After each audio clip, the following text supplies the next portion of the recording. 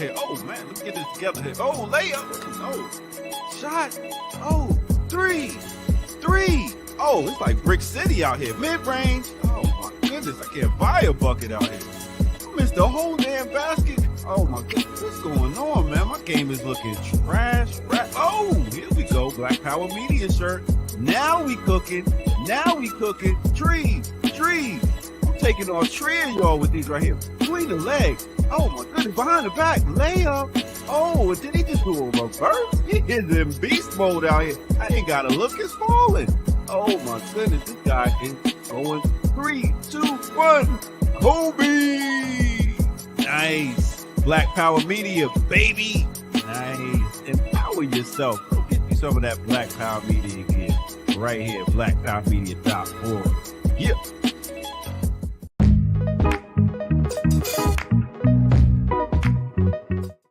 You got to earn your liberation.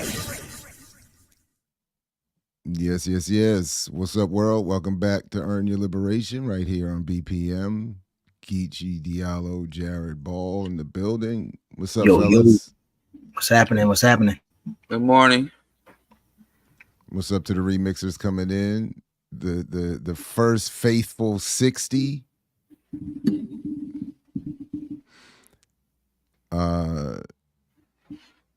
Yeah, all of that gets picked up, Geechee. That's what I was saying. All of that movement gets picked up loud. No, when you moved the mic just a second ago, all of that. But I'm on mute though. I was on mute. All right, then Diallo was doing it. All of it gets Really? picked up. Yeah. The mics, the sounds pick up everything. And especially if you're not, it's just, and it sounds like, I don't know where yours is, but it sounds like, anyway, it's just when you move the mic and all that, it's just loud. I didn't move the mic. Somebody did. All I'm saying is somebody did. That's all I'm saying. I think when Diallo hit his mic, it like shakes. Right. Yeah, that all. Yeah, of you that. can hear it. Yeah, it's very loud. Y'all heard that? Yeah. A little bit. Let me go to settings. Let me see what the settings got to say about this audio. But we got a packed show today. A lot of stuff going on. How you all feeling today? I'm well. I'm a little tired. Me too. I've been trying to get more sleep with this little kava joint, but Okay, Dr. Sabi, did nobody ask you about your tinctures? Dr. Sabi, the only one who got tinctures? Just sell it at the end. Just wait to the end to hawk that stuff, man. Don't start off with that. Snake oil can save all the snake oil to the very end. This guy. Everybody ain't like y'all, man. You know, living the high life. Lap of luxury. You'll get there. You keep hustling those Dr. Sabi remedies. You'll get there. Oh, that's how you made it? Huh? You used to be a Sabi. I haven't made it. Speaking of Sabi, I was dropping my homeboy off somewhere, and we rode past Lisa Left Eye Lopez grave. I didn't know she was buried in Georgia. You don't know who Left Eye is? Huh? You don't know who Left Eye is? Child. Wait, what? I don't know. I know y'all some weirdos for acting like she's some type of heroic figure. Who? Oh my God. There we go again. Who made it? What are you talking about? Like I said, you're the worst name dropper in the world. It's like every time a black villain pop up, you got some personal relationship. Now she's a villain. Now she's a villain, and I'm a name dropper. I literally said I don't know how to define villain. I don't know how y'all define villain. What'd she do? I don't know. Like, you know more. You be knowing all the tea. What happened? I don't know what happened. What she do? The day before she had that car accident, she caused an accident that killed a child. The day before, so she had 2 car accidents. Yes. Oh wow. I was today year old when I figured it out. That she wasn't properly portrayed in a movie or some shit. Y'all, I'm telling you, man, y'all, I think that's one of the things that we picked up from our oppressors. What's that? Erasing true heroes from our history and our historical understanding and elevating villains to heroes. I never heard her ever be elevated as a hero. Lisa, for what? What's she hero for? Because she went out there. Talent, her stance, and all that stuff, man. But I guess you live in a different world than me, Geechee. And I sometimes get on this show, and I'm very afraid that I don't want to, harden you or make you more bitter. So. Oh, I think everybody live in a different world than you, Diallo. I'm not sure. I shouldn't be saying things, but yeah. Jared, did you know? Jared, did you know that? Did you know Left Eye was into all that? She's a villain, and she killed. I knew she was into. I knew she was into some things that I would have found "quote unquote" odd, but I don't remember the part about the accident causing someone's death. So, well, we talk about the accident that caused her demise, but we don't talk about the accident that she caused that brought about the child's demise. And to be fair, I don't talk about any of them, so I'm not. When I say the community, no, I hear you though, but I hear you. Yeah. I tend to see that people remember her quite fondly, and she was out here pushing Dr. Sebi. And I've even heard conspiracies that that's what happened to her because she publicly said she was going to make Dr. Sebi a household name or make him spread his message far and wide across the community. And that was somehow her and Nipsey. There's this myth running around that anybody that tries to spread Dr. Sebi's pseudoscience around to the community is going to meet an untimely demise. And people, when what's his name? Who's that modern day minstrel show, Wildin' Out? Nick Cannon. Yeah, Cannon and Andy. Oh damn! When he said he was going to take over the production of the Dr. Sebi documentary, everyone was like, we must surround him. We must protect Nick Cannon. And so but again, let me just stop the hateration. Let people indulge in their fallacies, and I'm gonna stop trying to deflate the tires of every little bandwagon. I know. Shout out to Nick Cannon's classroom, because the last accurate, positive reference I got from Greg Carr about my work was actually on his show. Carr made a passing reference to Cannon about my argument around buying power that at the time he seemed to understand. So that was dope. That was dope. So I will not have trash talk of either of those fine gentlemen this morning. And by trash talk, you mean truth. I understand. Hey, this guy go. Hey, listen, this not on the run sheet, but did y'all see this billionaire who supposedly drowned in her Tesla? So you know what? So okay. So listen. I did hear about. So listen. So one of my white boy podcast outlets covered this story, and I shouldn't be smiling. I feel like it's wrong for me to be smiling, but the story is wild, and I should have looked it up. She has a whole bunch of connections to Elon Musk and Mitch McConnell. And the story is she put her car in reverse, and it just took off over an embankment into a body of water, and apparently she was able to call everybody on her phone and leave messages on the way down. As she's struggling to get out, she was able to alert everybody that she was trapped. And then they were speculating, and they were kind of trifling with it, but they were speculating that this was that Elon did it because she was gonna expose him. And that's why they were like, don't say nothing about Elon if you're in obviously one of his cars, but in any car that has a computer in it, because they're going to get you. Now, what they did say, and this is weird because I'll be interviewing Barrett Brown on Sunday. They argued that they actually said she was Michael Hastinged And if folks know the story of Michael Hastings, who was involved in that hacker activist community, his car accident was under one of those weird circumstances where allegedly the car's computer was taken over and forced his car to crash. So I thought them making that reference was very interesting. Obviously, just given the timing of me doing this interview with Barrett Brown, who was all in that community of hacker activists, has done time for it. Knew Michael Hastings, laments his death. So yeah, I just thought, so I wasn't ready for this story, but that was some wild stuff. And no, Ricky, I have not seen the Elon Don Lemon interview. I don't know if anybody else has seen that, or if do we even want to find it real quick? Well, I was looking for it because she told me about it, and Elon checked him. He was like, "I'm only interviewing you because you're on my platform." And is so that what he said? She said he checked him. So I was trying to actually find that video, but I don't.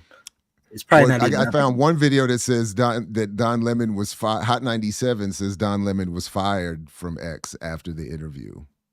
I just want to see what happened. Yeah, that's what supposedly happened. I know.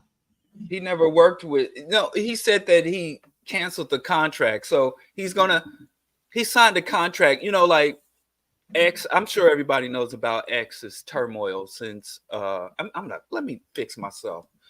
Everybody knows about Twitter's turmoil since Elon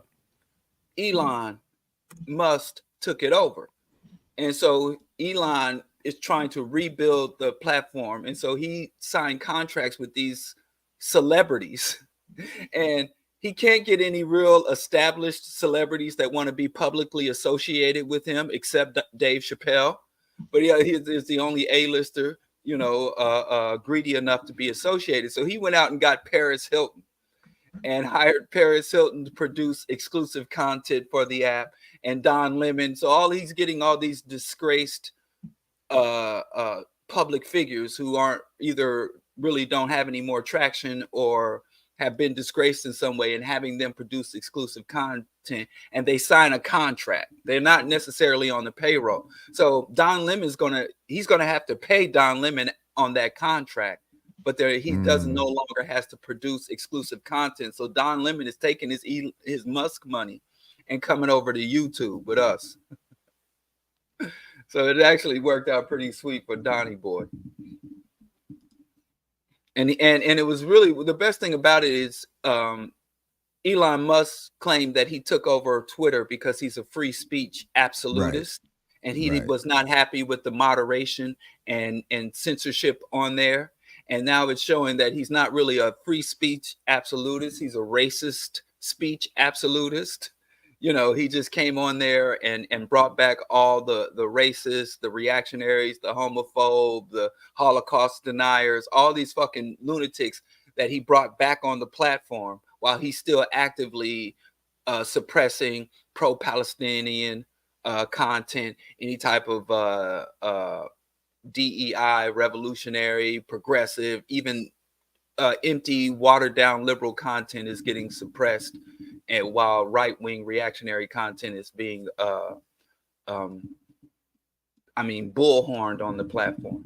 All right, Diallo, are you banging on your desk I don't know what I'm hearing. That's all I feel like I'm hearing. My bad, but I found this. Y'all know. Hey, listen, don't accuse me of banging on desks as if y'all do anything about it anyway. Oh wow, here we go. Hey, so yeah, I got the clip. Hold up, Diallo. I was wondering. Don't start today, Diallo. Don't start today. I was wondering if you was going to say something wild. No, we gonna get into that. We gonna get into that. You the main one, Diallo. We gonna get into that. We gonna get into that. Is acceptable in our community, is it not? Hey, listen, slow down. Clearly, it is. Let's play this clip. The answer's no. Don't let them pull you down there, Jared. We'll get there. Play that clip though, real quick. Diallo is Pause. Okay, Diallo. All right. Yeah, we might as well let everybody. If it's going to happen, everybody get your coffee and your tea. It's That dude about dead. Diallo You ain't talking gotta crazy tell me. already. My Okay, shit's all over right, here Diallo. steeping. Okay, I'm ready. I am My shit is beyond steeping. ready. Okay, You all right, ain't here we gotta go. tell me All to right. get my shit is steeping. I'm about to Oh go my get my. I'm about to go God. get my chocolate maca drink. Y'all go ahead. Diallo is wild. Okay, here we go. Hate speech on the platform is up. Do you believe that X and you have some responsibility to moderate hate speech on the platform? That you wouldn't have to answer these questions from reporters about the Great Replacement Theory as it relates to Democrats? I don't have to answer these questions. The Great Replacement Theory as it relates to Jewish people. Do you think that? I don't have to answer questions from reporters. Don, the only reason I'm doing this interview is because you're on the X platform and you asked for it. Otherwise, I would not do this interview. So you don't think? Do you think that you wouldn't get in trouble or you wouldn't be criticized for these things? I'm or that criticized there was- constantly. I could care less. As someone who Oh, wait. That wasn't it. Hold on. There was a little more. Hold on. My bad. World. Quarter billion people. A quarter That's what you billion said. people. I think it's 455 or 500 million users a week. And it doesn't seem that he feels that he has any responsibility with that because he seemed really averse to facts. That facts did not matter to him. It didn't matter that he retweeted things that were offensive to people. And this whole, the whole idea of what I was asking him about, was it offensive? And did he feel that his platform should have better moderation? Because the things that I asked him about were not supposed to be on his platform according to his own rules, his own content rules. They were supposed to be removed from the platform. He says, well, we don't amplify them, but it doesn't matter. They're there. They're in the public forum and people can find them. All right, well. You missed the part where he said, I'm only interviewing you because you on my platform. No, he said it. Oh, I missed it. Maybe you left. Yeah, I was getting my chocolate drink. You missed it. But yeah, he said out the gate, I'm only doing it because you're on my platform.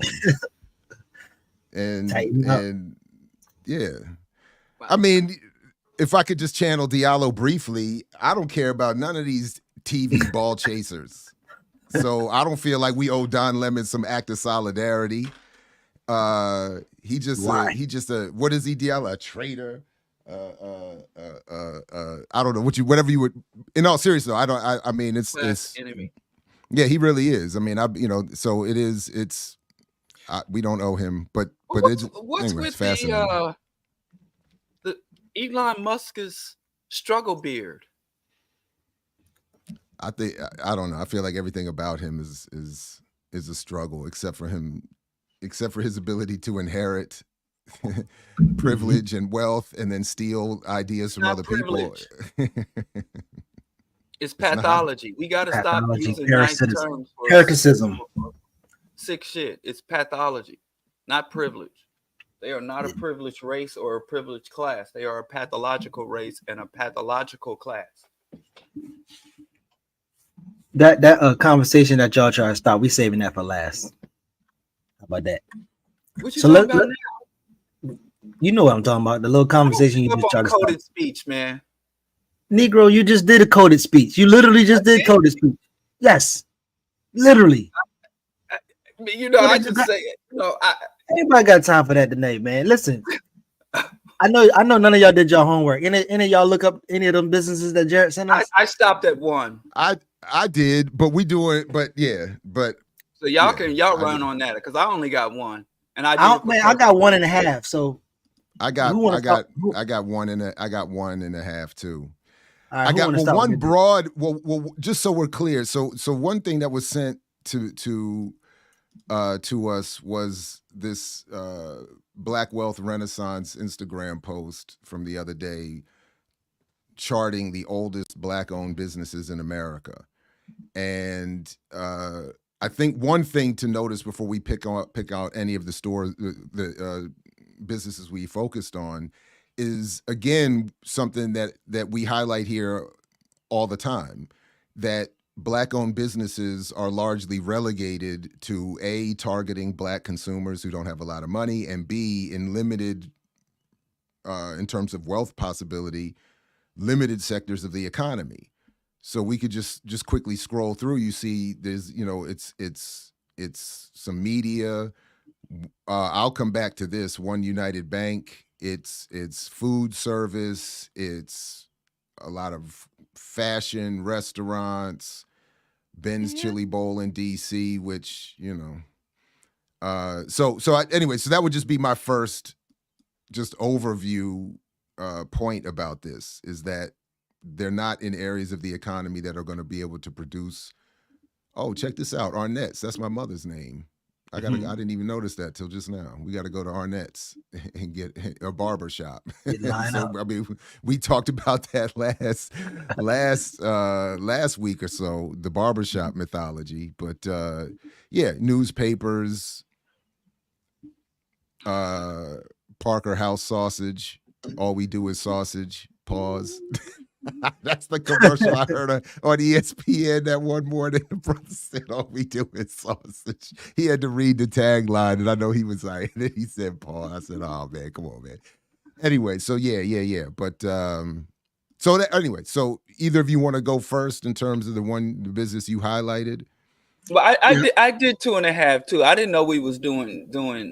I did 1.5 then. Well, good. Okay. Everybody did 1.5. But I was expecting y'all to carry me on this segment because, you know. So just this one, Diallo. We shouldn't let Geechee start. You know how Geechee do. All right. Well, I don't want to finding love children and hidden bodies. Actually, mine is a little tough. So I can wait. That's why I don't think you should go first, just to preserve me and one of the people that I'm covering, did Jared disappear again? One of the people I'm covering, we kind of talked about her before, but we're not her twin sister and the rest of her family. So all I'm saying is listen, when it comes to being in people's business, we all know you to Beyonce. I'm the Kelly Rowland. So I'm just the replaced. I'm just the permanently replaced. You get to be. I'm the rotating member. Is Diallo trying to give me a compliment and say how good my research be? No, I just said it. When it comes to being people's business, it don't feel like a compliment. I know it don't feel like it, but you got to take what you can with this guy. Yeah, maybe it is. This is the best you gonna get. Yes, that's why I'm like, we gonna come after. All right, Diallo, you go first. You go first, Diallo. People's business. You go first. After Geechee stacks up all these skeletons from the closet, I did. I should go first, Jared, and then let Geechee close it out. I agree. Go ahead. You first, Diallo. Which business did you? My first business is KPRS. What the heck? 103 Kansas City. I did both the two Kansas City businesses since I was born and raised there, and I'll be going there in a few weeks. Links we can pull up? Huh? You didn't give us no links? I'm supposed to give links? See, that's what I'm saying. I'm just asking.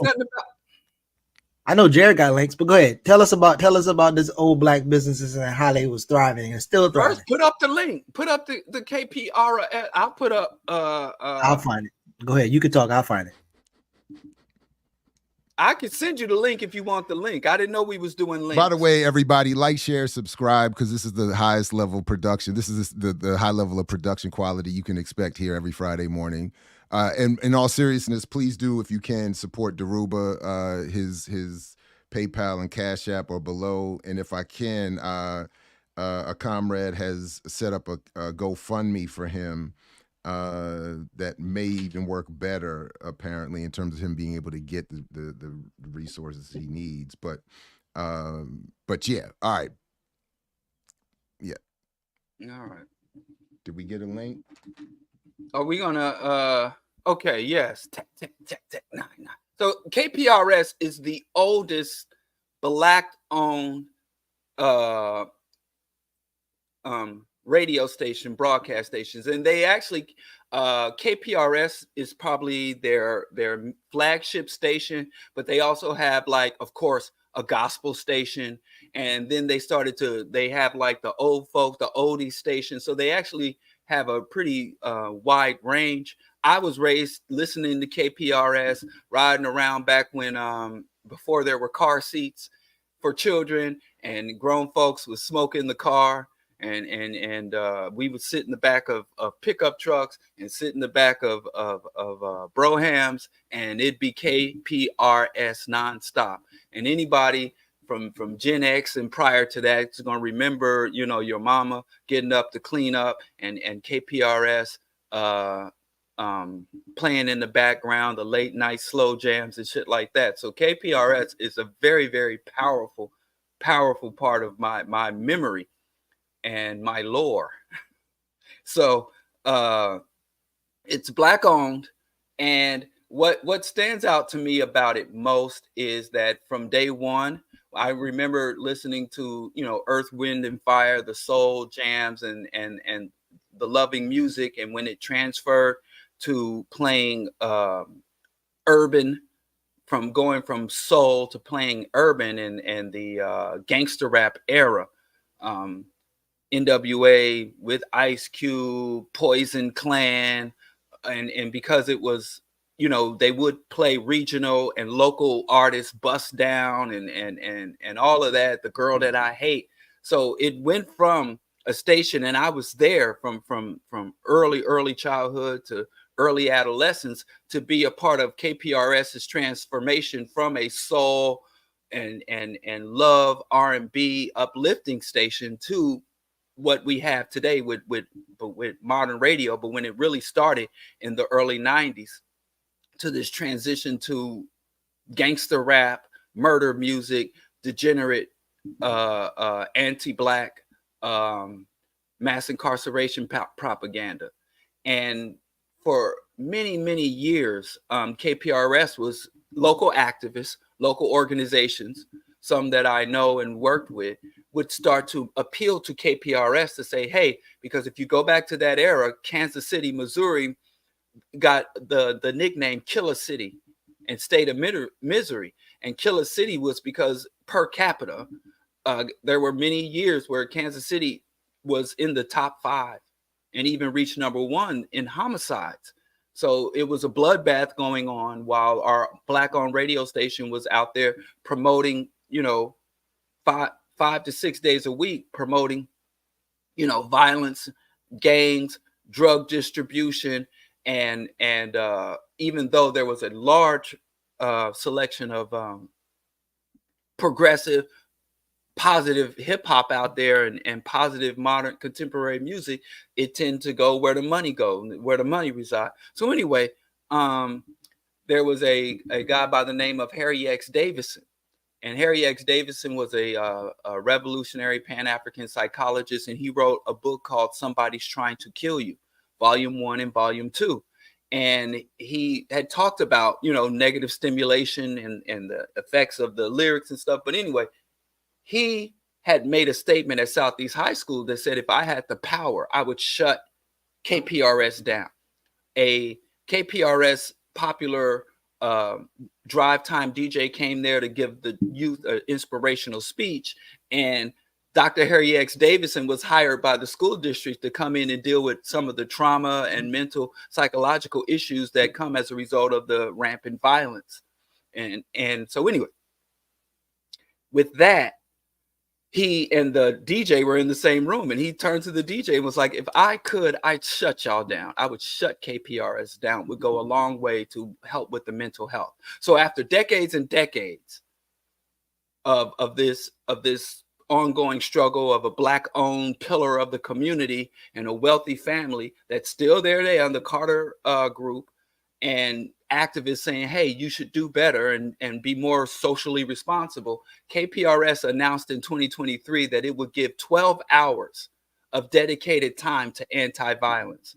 So at 6 a.m. to 6 p.m. on Friday mornings, they would have anti-violence content on the station. And I went and looked at KPRS playlist. And of course, the playlist, I didn't recognize any of these face tat rappers.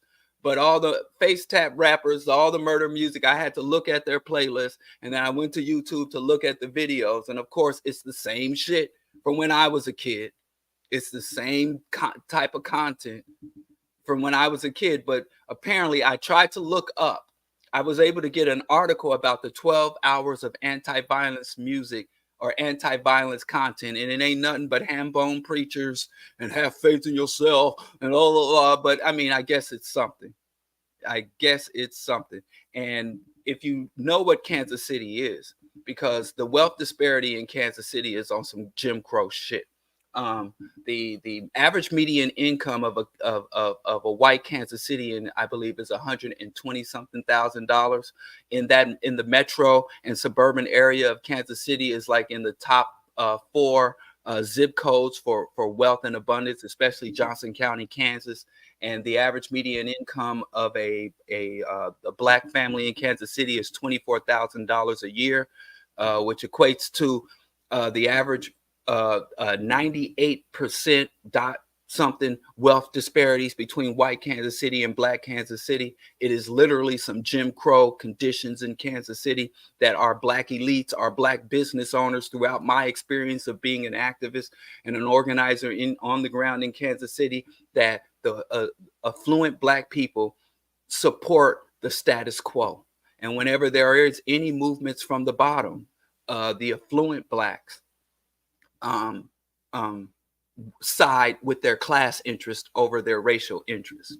And if you remember, Kansas City, whenever it's in the headlines, that young man from North Kansas City knocked on some white man's door and the white man shot him in the head, or Kansas City had a Dr. King Drive. They turned the Paseo Boulevard into King Drive, and there was a petition to take it down because Kansas City was the only major metropolitan area without a King Boulevard, and they had it up, and then there was a petition, and they lined up all the colored folks to get there and say, we don't want no King Drive. What did Dr. King ever do for black folks? So they had a King Drive and took it down, and then they found this obscure Bush Creek Lane, and they just threw the Dr. Kings, and they turned Bush Creek Boulevard, which is this like literally runs along this open sewage line, and turned that into Dr. King Boulevard to appease people instead of one of the main thoroughfares to the black communities. And I think that's it. It's a black-owned radio station doing the same thing all the rest of them do, playing anti-African propaganda for profit. And my other business was Gates Barbecue.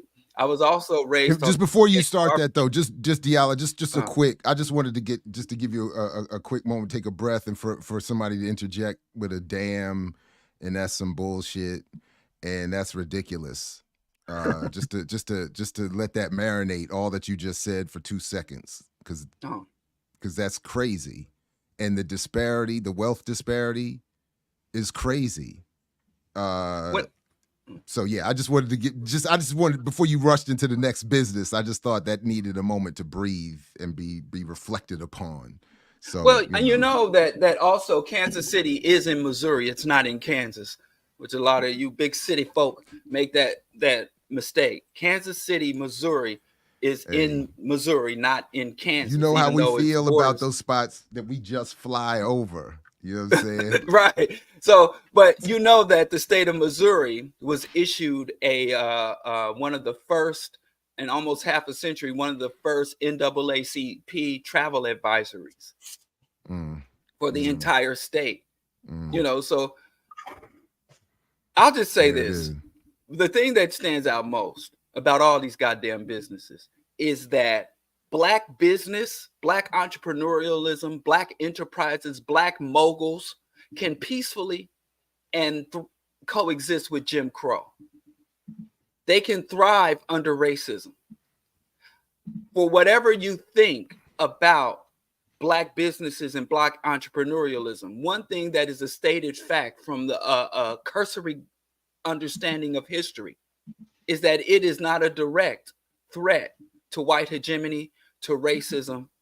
It is not a automatic or inherent or natural ally or engine for struggle or Black liberation. So whatever you want to say good about Black businesses, you can say what you want to say and you can do what you want to do. But one thing claims we got to stop making is that Black businesses is somehow an affront to Black oppression or an opposition to Black oppression or inherently liberatory. Gates Barbecue. The reason I want to mention Gates Barbecue. There go your transition. It's mid though, says Liu Kang. We ain't gonna barbecue our way to liberation. I ain't had Gates. I've had their French fries. They had these wedge fries, but of course, it's been a long time I had Gates barbecue. But when I was a kid, Gates barbecue was like a reward. You know, your family was doing good. You know, there was a clerical error at the welfare office, and y'all got a little extra bump.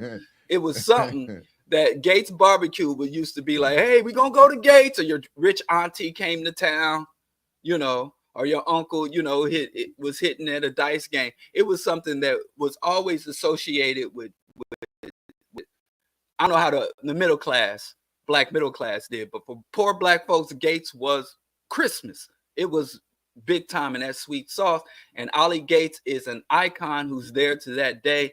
And there's a song by probably the biggest rapper to come out of Kansas City, to rep Kansas City, Tech 9, called Ollie Gates. And it's a jam. It slaps. So Gates is everywhere. They have, if you ever been to Gates, they have this kind of way of doing business where how may I help you? And they scream at you from the door, and it's very regimented. It's very, very regimented type business. And the smell is undeniable. Like when you smell that sauce and just going around places, and you'll find that Kansas City barbecue, folks, is it's the home of the Hereford cow. It's the home of the burn-in. It is the home. So, but all I want to say is when I think about Gates is what I understand, having worked in Truman Medical Center,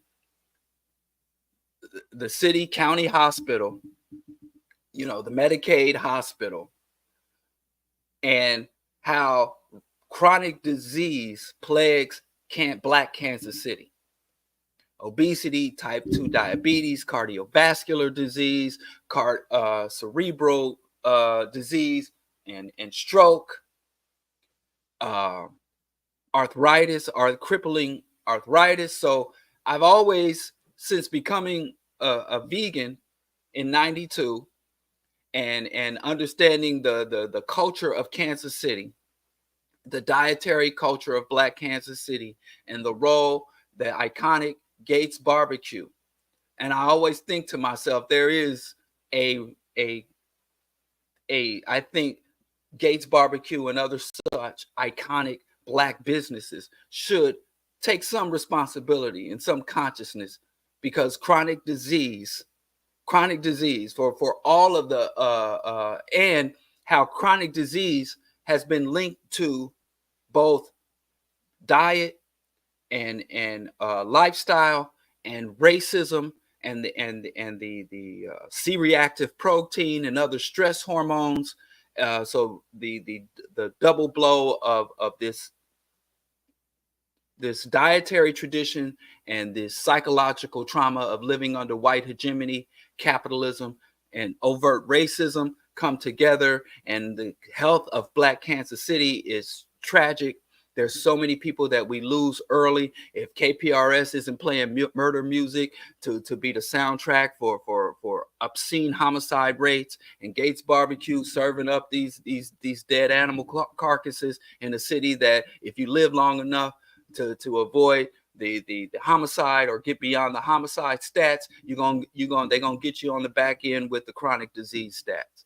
So that I think Gates Barbecue has made a great and deliberate contribution to. So that's Gates you Barbecue. take it, and so I know always, I'm sitting here saying some sacrilegious shit. Well, you raising the stakes. Well, you raise not just in Kansas City, you raising the stakes across the board. I get enough grief for just having any criticism of our relationship or what we fantasize about the role of Black businesses. You over here saying not only should we have some criticism, you saying they should be held accountable for the health damage that they are causing on the community. That is a whole new level of critique of Black entrepreneurialism. Goodness gracious. Get you a Crip Cola. You remember when Killer Mike said they're gonna kill us? I remember it very well. He was gonna have Crip Cola and remember in that Netflix, because I did a whole thing. I watched it very carefully. Remember the very first thing he did in that episode, after talking about the importance of Black-owned business and how this was going to solve violence and all this other kind of every other problem. the first thing he did was go to the white man venture capitalist for investment into Crip Cola. So it was a perfect display of all the contradictions. But And it was blood. Why you always say Crip Right. Cola and never mention blood soda? Because I didn't remember the whole thing. Because you see our background blue, right? We Nipsey blue. No, I don't put me in that. Don't put me in that. I did. I'm just now getting that. Don't no. Thank you for that's not snitching on Jared, no. Geechee. Again, there we go. So this is, by the way, I don't- thematically speaking, remember, I get blamed for things I don't have any control over or do. So I had, all right, we just gonna leave it out there like that. I love it. It's a theme around here lately. Jared don't have nothing to do with it, but it's his fault. I hear you. Okay. I love it. That man gonna walk into his school office and mean all Bang type the of shit. table, man, and it'll all go Go away. ahead, man. Go ahead. Don't let Diallo drag you. Table, What businesses you got, Jared? So I looked into One United Bank, which was listed, and Black Enterprise. So I'll start with that.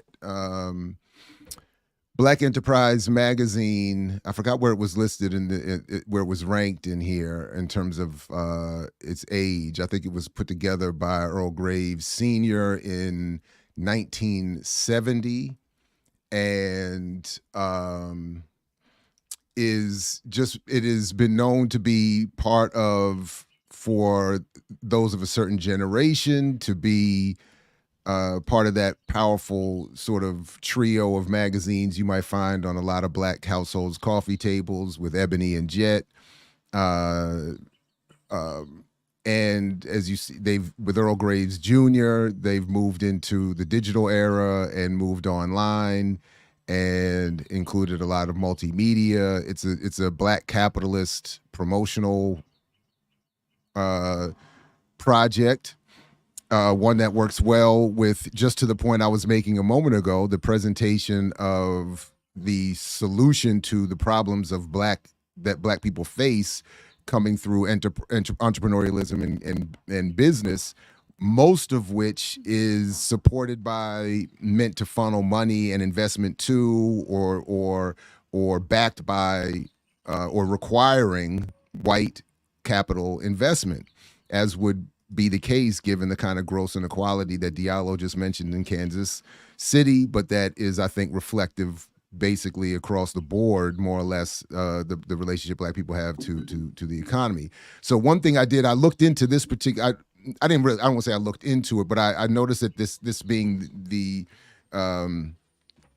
March being the women's, is it History Month or an emphasis? I can't remember. Actually, I don't remember. Is it Women's History Month? It don't matter, Jared. Don't pretend to care. Well, I don't really care about any of these phony celebratory things. Right. Don't pretend to care about women. Just keep going. No, I care intimate.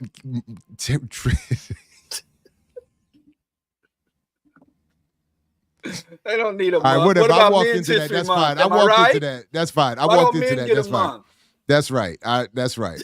So, but I did look. I looked up this event that is meant to reflect the power of Black women for Women's History Month, and what I went straight to to make the point I'm trying to get to here, the sponsors page, and you can just see who's supporting this. And what is the emphasis that Black women through business and entrepreneurialism are leaders and powerful and modeling a method that other Black people can follow to reach success. And it's basically and JP Morgan Chase, will come back to that in a minute.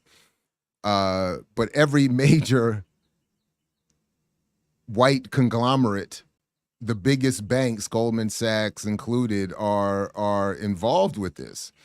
And PepsiCo, they have you know, and if folks know any of the history of Earl Graves Sr. and Black Enterprise, you know, he had a partnership with Pepsi for a while for the and I believe took ownership of the distributor not far from me here in Maryland, and then sold it back for a nice profit at some point in, I want to say, in the mid '90s, and then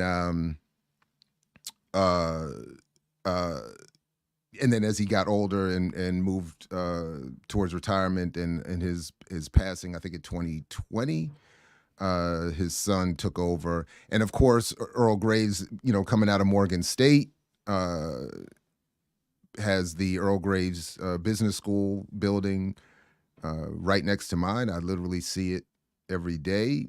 And as I look out my own window, it's right there, producing future generations of Black entrepreneurs. So that's one. And again, I think it's important to note that on this list that's being touted for the longevity of Black business, Black enterprise would of course be up there because it is one of the flagship outlets promoting Black business just in general, and again as a solution to inequality facing Black people. So. And then similarly, in that same vein, I looked into One United Bank, which is the on that list as the among the oldest Black-owned businesses, and it's listed variously as among the oldest, and then also among, and depending on what you read, it's listed as the biggest Black-owned bank in the country. And I'm just trying to see real quick where it was founded. But I don't see it. When 1968. So, but what I thought I would just remind folks, because it did come up in my buying power work, One United Bank, and I'll just give a quick reminder of how, now I couldn't reproduce this in the book due to copyright, so I do like to show people this when just in presentation or discussion like this, that this is how One United Bank attached itself to the legacy of buying power and also Black struggle. Say that, you know, and they teamed up at one point with Black Lives Matter to produce a debit card with Visa that was supposed to take some sort of fractional percentage of money exchanged or deposited or spent to go to help women who needed bail money, Black women who needed bail money, or something to that effect. So there was meant to be some material benefit to it, but again, ultimately, it just allows for the symbolic recapture of Black radicalism, while claiming and reproduction of Black capitalism and Black buying power as real and a solution. And then here we have another version with their Visa debit card, One United Bank, with all the African iconography and symbology being deployed, when in reality, and this is what is always meant to be obfuscated by these symbolic misrepresentations, is just the potential of all of this. So as of March 2023, a year ago, 22 Black-owned banks, I believe that's the total left in the country. It's never really increased since the 1970s.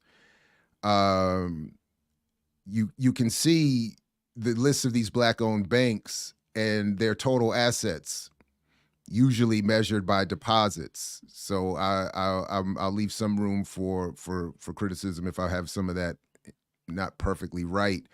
But you can see One United Bank down here says established in 1982, or this branch, I guess, in Boston, because the bank, it was listed on the Instagram thing, it started in 68, but it's listed here as having assets of $609 million, which is second to Carver Federal with 724, well, third, I guess, behind another 700 million in Industrial Bank here in Washington, D.C. And people can hear or read about my exchange with the CEO of this bank, B. Doyle Mitchell, on Brother Netfa's radio show some years ago, who completely misunderstands GDP, buying power, all kinds of stuff. But my point is, these are the relative deposits, with the most being about 700 million, 600 million in One United Bank. And then if we look over here at the top 15 largest U.S. banks, with JP Morgan Chase at the top, of course, supporting Black enterprise, this is measured in billions. So 2,000 billion is what is listed here in terms of their deposits as of last year, just in one bank alone. So what is that, 2 trillion? And then down here at the bottom, 12 trillion, almost 13 trillion in total domestic deposits just in the 15 largest banks. And maybe if we took all of those, when I did the math for my book the first time around, if we did the math, if we took all 150 world majority owned banks or so-called minority owned banks, meaning Black, Asian, Latin American, indigenous, etc., is about 156 banks with, and I think that the total deposits didn't even match. Wouldn't even, I think the way I measured it, they would have been fourth if all the total deposits would not have even made them in the top 3, and I think even lower. I'd have to double check that, or we can all revisit the work, double check that. But the point is, there's no catching up, and there's a wild imbalance in terms of what these banks have and are capable of doing, even if the banks were organized and politicized to want to do something for the entire collective. They're simply not able to do what we would think they should be able to do in terms of producing the kinds of wealth that would nominally or supposedly close the gaps between Black and white. So I'll stop there. That's about all I had on that. I just thought that was. It's going to be interesting. So when we get to the story about Spelman College and the beauty industry, I think it'll be another time to kind of like dive into some of your work. What I did was one of the companies that I followed was McKissick and McKissick, and so it's interesting. We're just gonna go straight. Oh, what did you want to do? First of all, I went to get my card expired, and I went to get a new card, and all they offered me was a Disney themed card or a metallic gray card. I didn't get the Queen Mother card option. Oh, the One United Bank, you didn't get the. That shit's wild to me. I could get Mickey Mouse, Donald Duck, or just metallic gray. Queen Mother more. So let's not deny progress when it's present.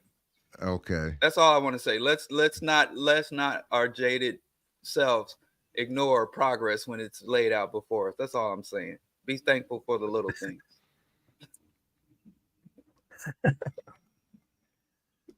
Right on. You done? And you kind of talked about the financing. You didn't get into the content of the media, Johnson Publications. I didn't. Oh, the enrichment over years and years, the articles, because to me, because all my aunties got them, and every coffee table is sagging in every one of my aunties' houses from them damn jet, and it's staunchly Black middle class. Like what's most is Johnson Publication really is class conscious and really claims its set and has been repping its set from way back when. That's one thing. Another thing, I'm just looking for the silver line. That reminds me, my bad. Shout out to Dr. Kelly Harris. I apologize. I'm behind on writing something about this forthcoming book, another that focuses on Johnson.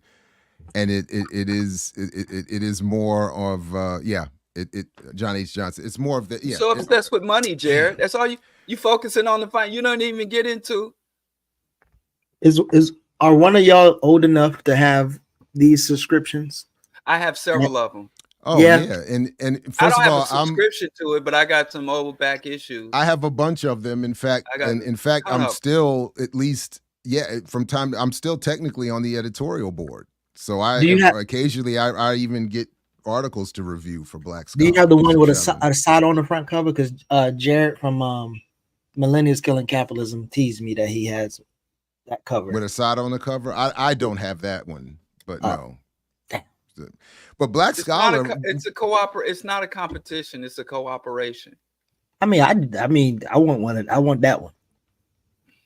If I would have found that one, I would like that. Black Scholar. I used to read when I was in grad school. I read a lot of the older issues, and shout out to Dr. Sundiata Chajuwa, who is on our platform and was for a time the editor. And I got to work with him on a couple, bits and pieces there. So shout out to all of that. But particularly some of what was published in these journals in the 70s and 80s, you'll never see in anything like a Black academic or journalistic space anymore. Everything from Max Stanford still writing as Max Stanford about guerrilla warfare to urban guerrilla warfare, to every, all of it. It was beautiful. It was like a well organized and I think studied and researched exploration into the African world revolutionary thinking, and it was a lot of beautiful stuff back then. And still, there's a lot of still good stuff now. It just obviously doesn't have that same, in general, fervor that's often inspired by movements in the world. But yeah, I got a number of those issues. Yeah. So when I was getting it from this sister's bookstore here, the advertisement stuff. So it was very. I guess it was like members funded. It was very few, if any, companies that advertise and that pay for advertisement. So was it structurally different than like a Jet magazine in terms of how they got Black Scholar was I don't remember and I was shout out to Laura Chrisman was even in touch with me recently, the widow of Robert Chrisman, who was who had taken over. I don't know exactly how it was funded, but it was run more like an academic journal. So you weren't going to find a whole lot of ads and from what I remember, I can't really see what's in there. What does that say, like, Charles? Like drawings and graphics. Yeah. You weren't going to see, but you weren't going to see like, buy this. So, I don't know.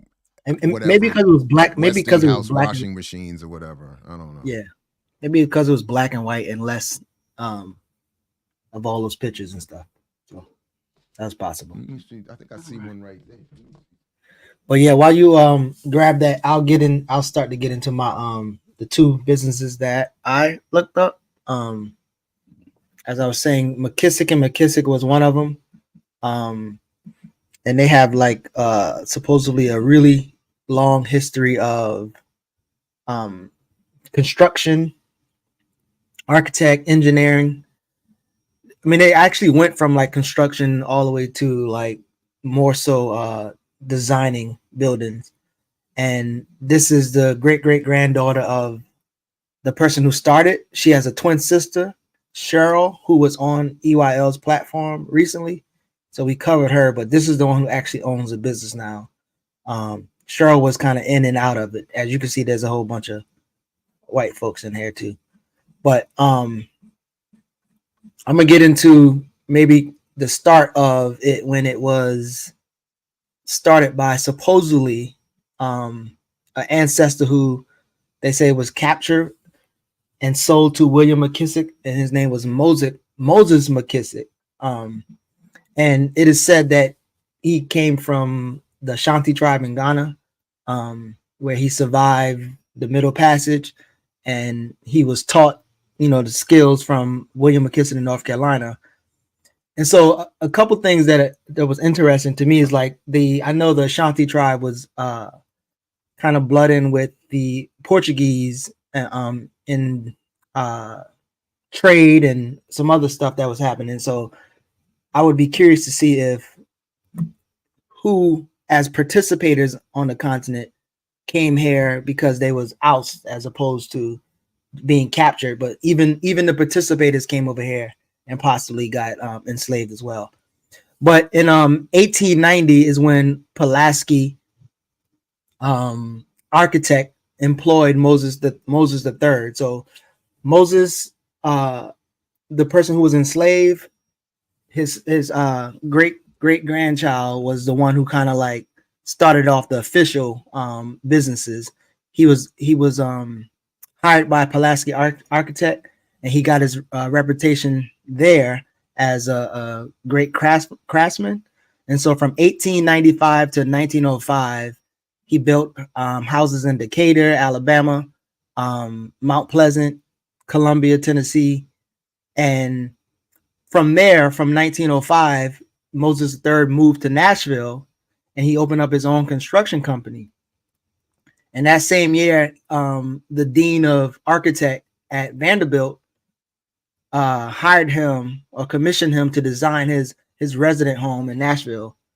And so McKissick, his major, the first McKissick, McKissick III, his major commission was in 1908 when he constructed the Carnegie Library at Fisk University. And then 1909, that's when he advertised his business in Nashville City's directory. And eventually by 1920, he was able to like get a bunch of clients throughout the state. So one of the things that Jared talks about a lot, and we talk about in terms of how public policy impacts businesses, in 1921, they started the professional registration law, where you have to be registered to actually even be an architect. And so although him and his brother Calvin kind of had to fight the state to actually get certified, they got certified through that. And obviously through some of the white people they've been working for, was able to kind of speak for them. And then again, with public policy, McKissick received several federal grants. In 1930s and in 1942, they was awarded $5.7 million contract to build an Air Force base. So again, when you look at these entrepreneurs, a lot of times the conversation doesn't get centered around the public policy that allow them to be pushed into space to kind of be the people who get awarded contracts. So they was obviously helping with the defense industry, which is later on going to be interesting connection to Haiti. So they actually got the biggest World War II contract ever given from the federal government to African-American company. So again, their family was kind of known with being tied into the state. They also designed federal housing projects. They designed and built prisons. They worked with the Roosevelt administration. And then obviously McKissick III was invited to the White House to talk about other housing problems. And just for context,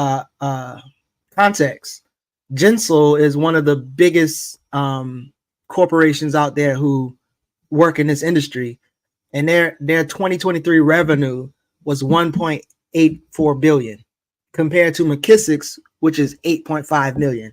So again, a lot of times these businesses are not even coming close to the industry leaders.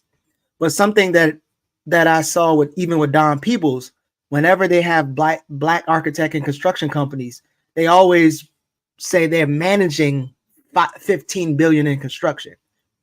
And so when the white businesses and the bigger business they talk about their revenue. When the black businesses, they talk about what they're managing.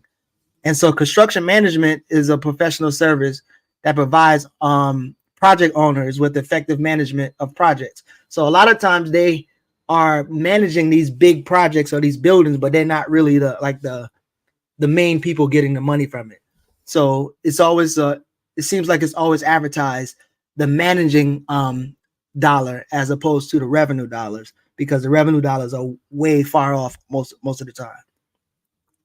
But as McKissick, the whole family. So what you will see is the ownership and even the name changes been going throughout the family. So it started with the ancestor who was captured from Ghana, and it went all the way down to all of his children, families, wives, and now again in the hands of one of the great granddaughters. But most of their focus is around building education buildings, religious buildings, churches and stuff like that. And what you see is always kind of tailored to like white contracts. So they was able to get contracts to build projects that was paternalistically funded by, white capital. And so again, when you speak about like the public policy that's happening in Tennessee, that registration law in 1922, again, McKissick and his brother was initially denied from being able to practice. But after political movement, direct action against the state, that's what got them the degrees for them to able to get the contracts. And so they was like the 117th and 118th people to get certificates. So one of the things about Moses that his family call him, they call him a good old boy, right? Because his family called him a good old boy. So he was just like a regular good old boy, but he was a black good old boy because he had business associates with black and white people. And he was very connected to politicians. And so being connected to politicians get them the contracts that they've been getting. And so one of the contracts that they got when they was connected to politician was a 216 unit College Hill apartments. So again, they was like landlords.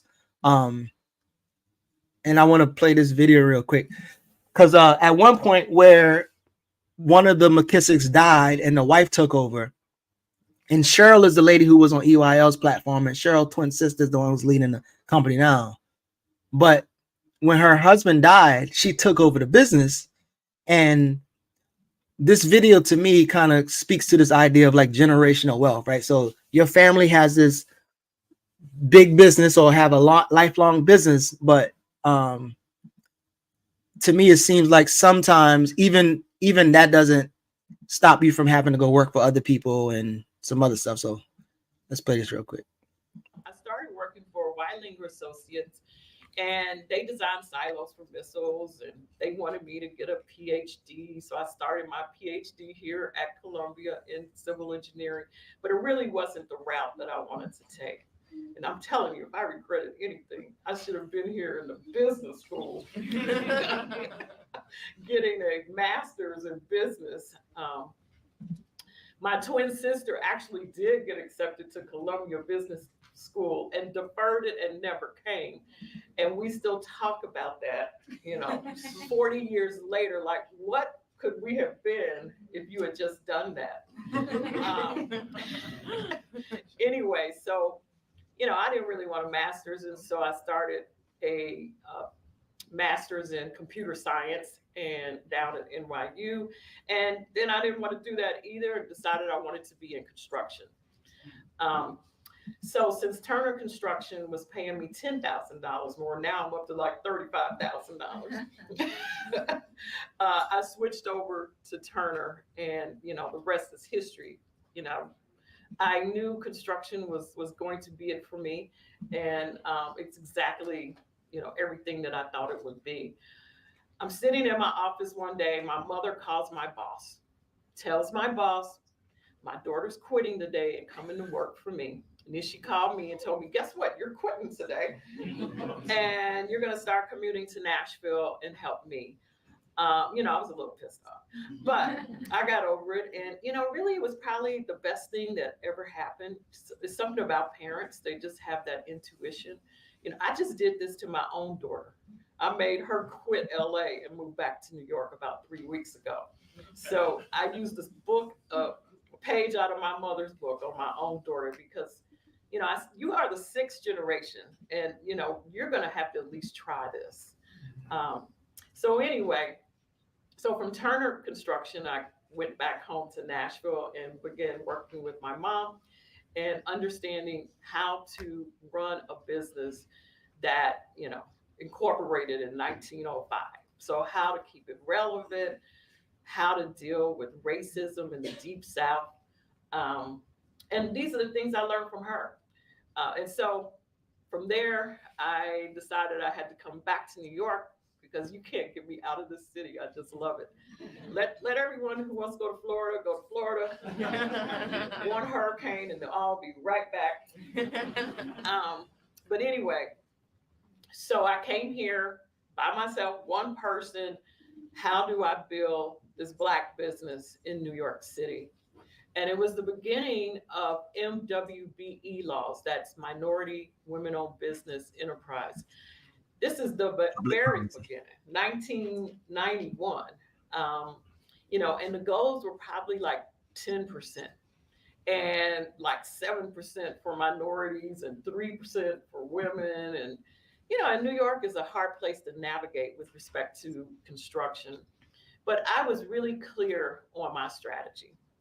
And my strategy was to find 3 clients, and I identified those clients by their budgets.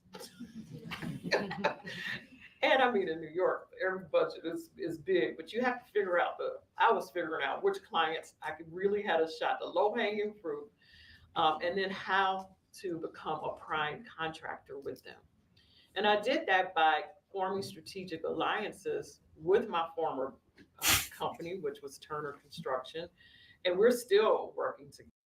So again, as you can see, so one, yeah, she was, kind of into the defense industry, and she did say something about missiles like that. That's what they wanted. But her working with Turner, her mother telling her to come back to help her build the business. And by the way, her mother is Latrice McKissick. That's back in 1984 is when she took over the business. And she actually had to partner up with Thompson and Miller. So for a while, it was McKissick, and Thompson, right? And so as you can keep seeing that these like minority set-asides or this different public policy and partner up with white corporations has always been a thing. And throughout the time, the business kept changing names.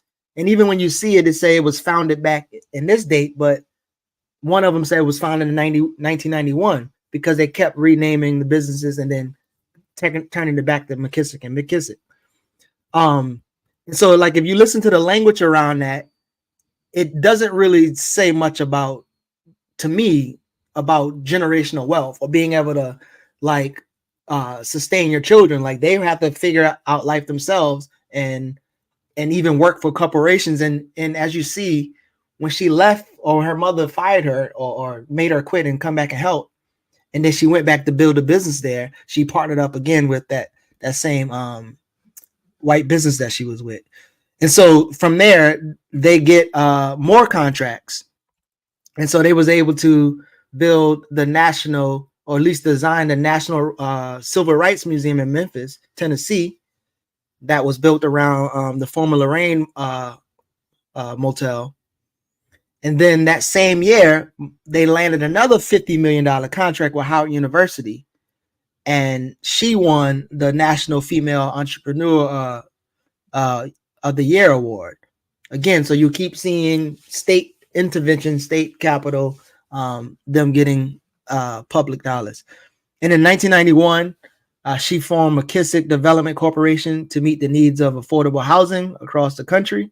Again, that was, when you see a lot of these celebrities get into affordable housing, like T.I., they have a connection to Keisha Lance Bottoms to kind of get those contracts. And normally working with a bigger corporation, they're just kind of like the minority part of it. And then also in 1993, McKissick's firm won the first contract with Tennessee Valley Authority. And then, as she was saying, that's when she recruited her daughters. So they got another contract, they got more money, and then it was like, okay, I can afford my daughters now, and they pull the daughters back in. So she recruited her 3 daughters to build Philadelphia, DC, which is her other daughter, Chicago, and New York. And so the daughter now, not Cheryl, what's her name? Daryl, she has now kind of transitioned the company into more of a, again, construction management firm. So they're not like constructing and building and owning or controlling the project, but they're more so managing products. But here's a like very interesting thing about this generational wealth thing and how it seems like you would have capital if you've been moving business like that. But when you look at Daryl's start out, it says that Daryl McKissick starts her own company, McKissick and McKissick. So again, it's the same name, but in Washington, D.C. as a sole entrepreneur working with very limited financial resources. So it's reported that she only had like $1,000 budget. And from there, she grew her big business into what it is now. And so even before that, so we covered this before when Cheryl was on EYL because she was bragging about her great grandfather's Calvin's relationship with the president of Haiti, Papa Doc, because he was commissioned to go to Haiti to build the University of Haiti with Papa Doc. So again, they had imperial, U.S. militarist connections the whole time that they've been in business. And then they also are in the record books for receiving the largest loan granted to a minority individual, which allowed them to get a 200 apartment complex that they was also landlords for. And so Daryl in a recent interview said how her response to George Floyd being murdered was her building a nonprofit called AEC, which launched recently, and the goal of it is to look internally at herself. Well, she said she looked internally at herself and said, well, what can I do in my industry to respond to this type of atrocity or this type of genocide? She didn't name it like that way, but her goal was to build some type of initiative that allow us to focus on opportunities of finding Black talent, right? So it's a lot of that language that 2 Black would talk about in his book, Laundering Black Rage. But from there on, the whole time you will see from 1990 on, every contract, and it's on the website from 1996, 2000s, they're getting massive public dollars, different public relationships that they had. And again, that's put them in the space. It doesn't put them in the space to be the top contenders of in the industry, but it put them in space to be, again, the biggest Black construction architect type people. But yeah, so that was my first business. I don't know if there's any thoughts or question on that, and then I can get into my second business, which was a restaurant, very similar to Diallo's. Just curious, is it a continuous business? Because the longest Black business, so if there's a break or what they call it, consolidation, does that really count as a continuous business? I don't know. I don't think so. I think what they're, because even that's the first thing I saw. So when I saw the thing that Jared sent, and then as soon as I hit click, I saw her starting her business in 1990. I'm like, what? And then so I stopped looking back. But they never, like, the first person who started his business, it was McKissick. He was building a bunch of things for white people. His brother was helping him. And after a while, they both left, and then they built the McKissick after they was able to fight the state to get their certificates. And then that changed a couple of times, and it switched hands.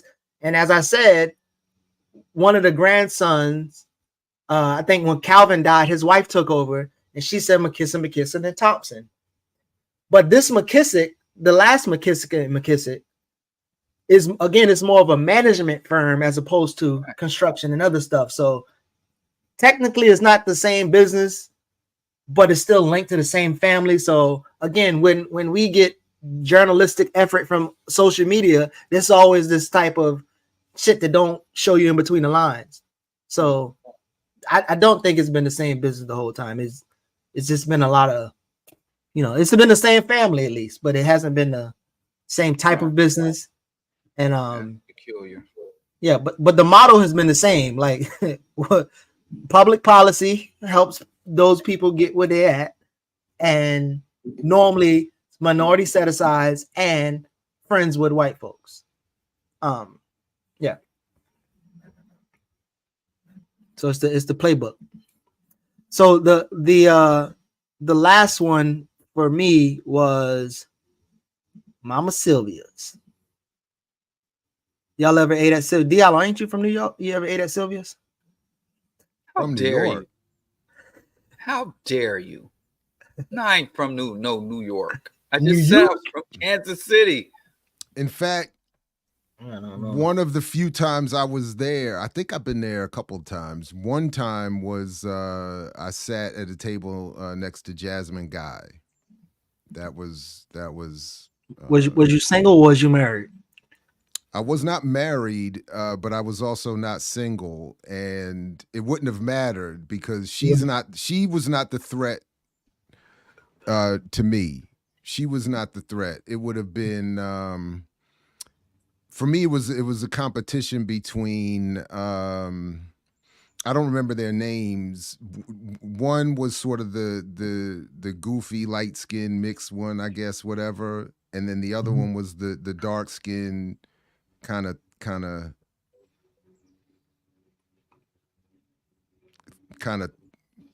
Zoftig, as would once have been said of her body type, and that was always I was always more attracted to them than I would have been to Jasmine Guy, but right. it was a good meal. I will say that. You've never been to Sylvia's? Wow. Zinzi can't go to. They'll kick her out. She too radical. She too radical for that. Yeah, Cree Summer, that's her name. I'm sorry, my bad. I just wanted Cree Summer, and then what was the other sister's name? Hippie. I liked, yeah, but I also liked the other. She had a very pretty smile. I remember her. She had a very pretty smile, and I was always kind of a sucker for. You know what's curious about Sylvia's? For that. Well, whenever you go past Darnell there, Brown, thank you, Goddess, thank you. I don't know what that is. That when was you go past that, what? Whenever you go past Sylvia's, just off 125th Street, you'll see nothing but luxury cars parked in front of it. I've never understood. Like, it's always Bentleys and Rolls Royces lined up in front of Sylvia's. It's a politician stop spot. Cree Summer was just on Abbott Elementary.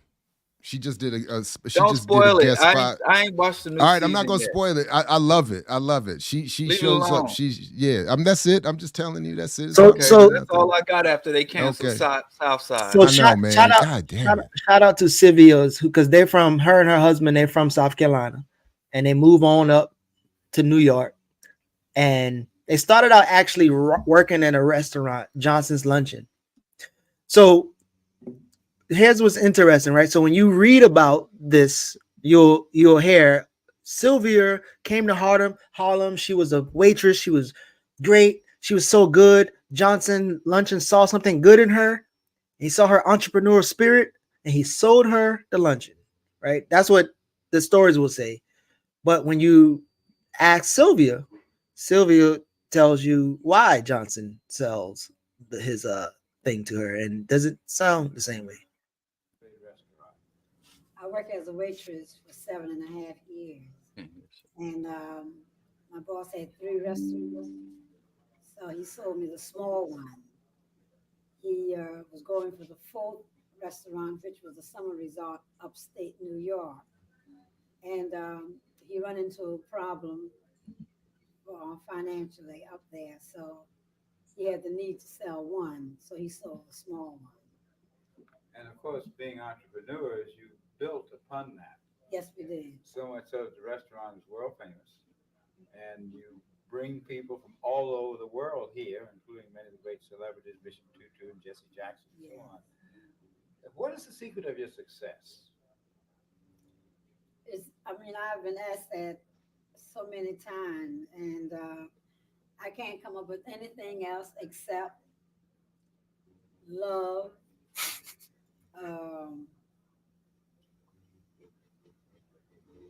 And what else? Hey, listen, that's important. That's very important. And her son and her husband had to help out a little bit, but okay, again, the business was failing. Your boy was in financial trouble, and he sell her the lowest performer, smallest one. And again, they asked, what's been your success story? She said love, and she couldn't really think of it because the other thing is them damn politicians, Al Sharpton, James Brown be coming through, like them type of people, and Barack Obama, whoever else, they in there. And even when the pandemic happened and they was about to lose their damn business, Al Sharpton came in there with his cape. He said he don't eat chicken no more, but he came in there with his cape and he helped, keep them afloat.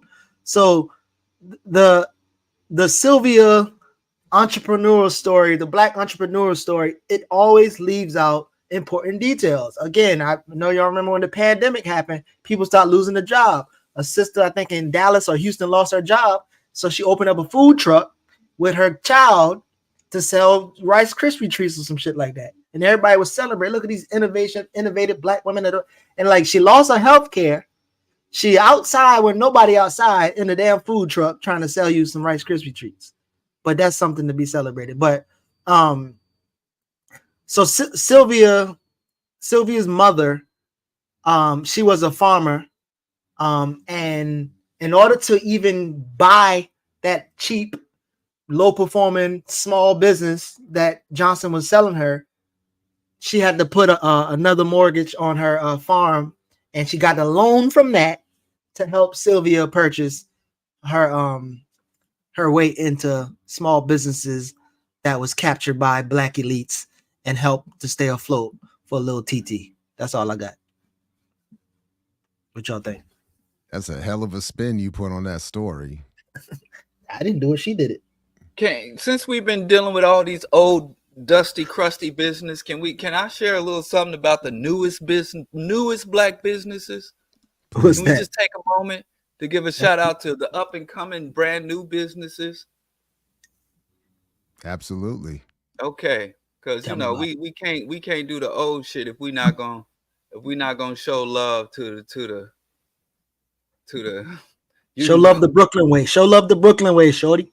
Some of the newest Black businesses.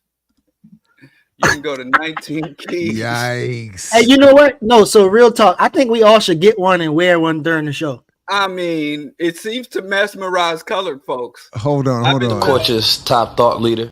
How do you reach Black folk? And if I can get a silk embroidered scarf for $200, that will help me reach the people. Can you scroll a little more? Can I see some of the other styles? Can you scroll some more so I can see? Oh, you want to go? Hold on. We're not about to pay I no wanted to see. Warlande, you really want to know where the link is. You don't want that's just exactly. Okay, no, I want the link. I want to see. Yes. Yes. Origin crowns. Where the money reside, where the money reside. 19.com.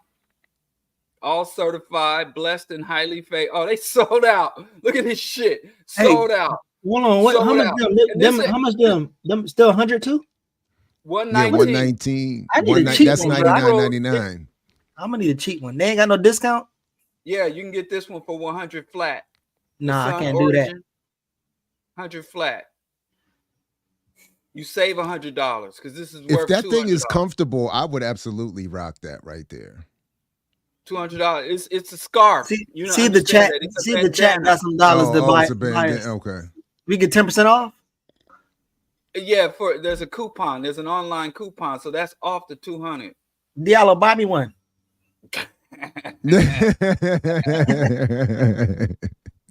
Hot pink. Buy me one real quick.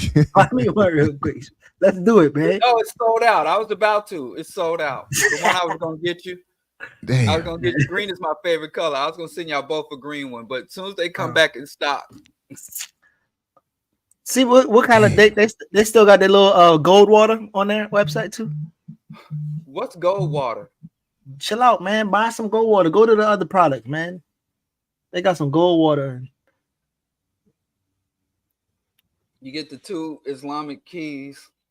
I'm not sure what they unlock. 19. 17 more to go. Oh, is that a ball cap right there? How much that cost? Ball cap is only $85. That's 85. What the? Crescent moon and star, man. You can't put a price on that. You sure can't. Oh, hoodies. Rock your crown. Anyway, shout out I to like the new ball black caps businesses. though. Huh? But the only thing I want to just double check is, are these insulting? So do you need to be a Muslim to wear that without insulting Muslims? Is this meant to be a Muslim? No, man. Nah, that's not a Muslim thing. Insulting, Is it meant to be? It's really high on my priority list. Well, see, I'm not like you on that one. I would like to be respectful of people's beliefs, even if I don't agree with them. No, man, that dude is he already sold a cult. But I would rock that if I could do that without offending. I think we should. What's that children's t-shirt, high level? Do they have adult high level t-shirts? High level what though? It don't High matter. level. You're not on High- that level. high If level, you high high enough, quality. you get it. With the finest cotton. Gold star necklace. By the way, I did find a video of Al Sharpton trying to take Diallo to Sylvia's, and he gave him the menu, and then this is what Diallo said. I gotta see. Just say no. Just say no. No, I gotta see. No, just say no. I gotta see. Sylvia's does have a veggie platter, but whenever I go out to eat, I'm always concerned about cross-contamination. Because people tell me all the time, they have a veggie platter. That's what they tell you. Yeah, but What do they got on? What kind of veggie? What they got? I don't know, because like I said, you can't, it's all shanks and stuff back there. I don't want my veggies cooked around a bunch of animal carcasses. Well, whenever they show me the menu and they said this all they got, that's what I say. Boys don't eat that. Why? Boys don't eat. I don't eat noodles. I'm a grown man. I don't eat noodles. He's precious. I'm a grown man. Word I don't eat up. noodles, shorty. That's what I was saying last night at dinner. I don't eat noodles. I'm a grown ass man. I gotta fight. And why would I go all the way up to Harlem when I could go over to Nostrum to get some of that ital? So that wasn't my thing. Well, I'm telling y'all, You can't even go to Nostrum. There ain't no more, man, those Pilates instructors just took over the whole goddamn borough. So good news. Hey, Jared, did your daughter choose Spelman or not? Because I think she not yet. I don't think we can afford Spelman, and she don't worry about it. Don't worry about it. Just take a loan out. I know. I got you. I know where we're going. I'm just saying. But but there was an update. No, I ain't got it. Uncle She did get Geechee gonna accepted. take care of it. Let your daughter know she got a rich uncle. Oh no, she did get accepted to Spelman. She's been accepted to Howard, and she got accepted also now to she got accepted also to American. And American is offering some money, so they might. Nah, don't do it. But we got to go to Spelman. She got to go to Spelman. Rumor has it there was another uncle that was promising some support. I don't know if he's in the chat today. There was another uncle that was promising a whole world of support should she choose to head down to Atlanta. I don't see him in the chat. I don't know. You out there, big bro? You okay? All right. This uncle will give her like 2 vegan meals a week, and that's all I can do. Can't do nothing else. Yeah, well, all right. Oh, you making all that CMB money though now? Nah, we ain't got it over there. But listen, Spellman is out here tapping into the cosmetic chemistry and Cosmetic chemistry concentration. listen. At first I thought it was BBLs. I thought they was trying to make them girls do BB. I didn't. That's the first one I thought. But oh wow. I didn't. I mean, I was just like, what the hell is that? But it ended up being they want to tap into chemistry. Wow. So they want to tap into the beauty industry. And so Jerry, I don't remember if you said there's a different language behind paywalls, but what they talk about is black women spend more than, which is not true because black people, but black women spend more than 7.4 billion on cosmetic and personal care in 2022. However, the black beauty industry comprised 2.5% of the market. And so I looked at it, and they got the data from your hometown people, McKinsey and them. And that's my where question, that's where it came from. That's what it looked like. This the link, but behind the paywall, is there white spending and where white people spend? Because every time you try to search it, it never comes up. It only shows black spending and then American spending. So is it not a thing, or is it behind the paywall where you can actually compare white spending? I've never seen it behind. They don't in none of the reports that I've seen. The only thing that has been compared that I've noted is that they will say black buying power is 1/8 the buying power of all buying power. Oh, so you got to do the math. So you either have to do the math but I've never seen anything that makes comparisons between black and white buying power. What they will do is, what I will see is are not necessarily the full reports, but the articles, or I get Google alerts where there are reports, I guess, talking about buying power for all forms of different demographics.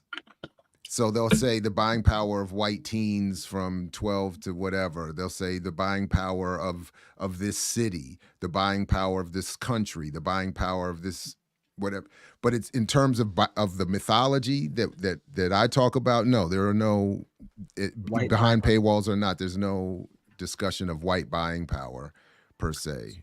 So the other link is I pulled up or I put it in the chat, the McKinsey report, and I that's what the number looks like it came from. So I was kind of like diving through that.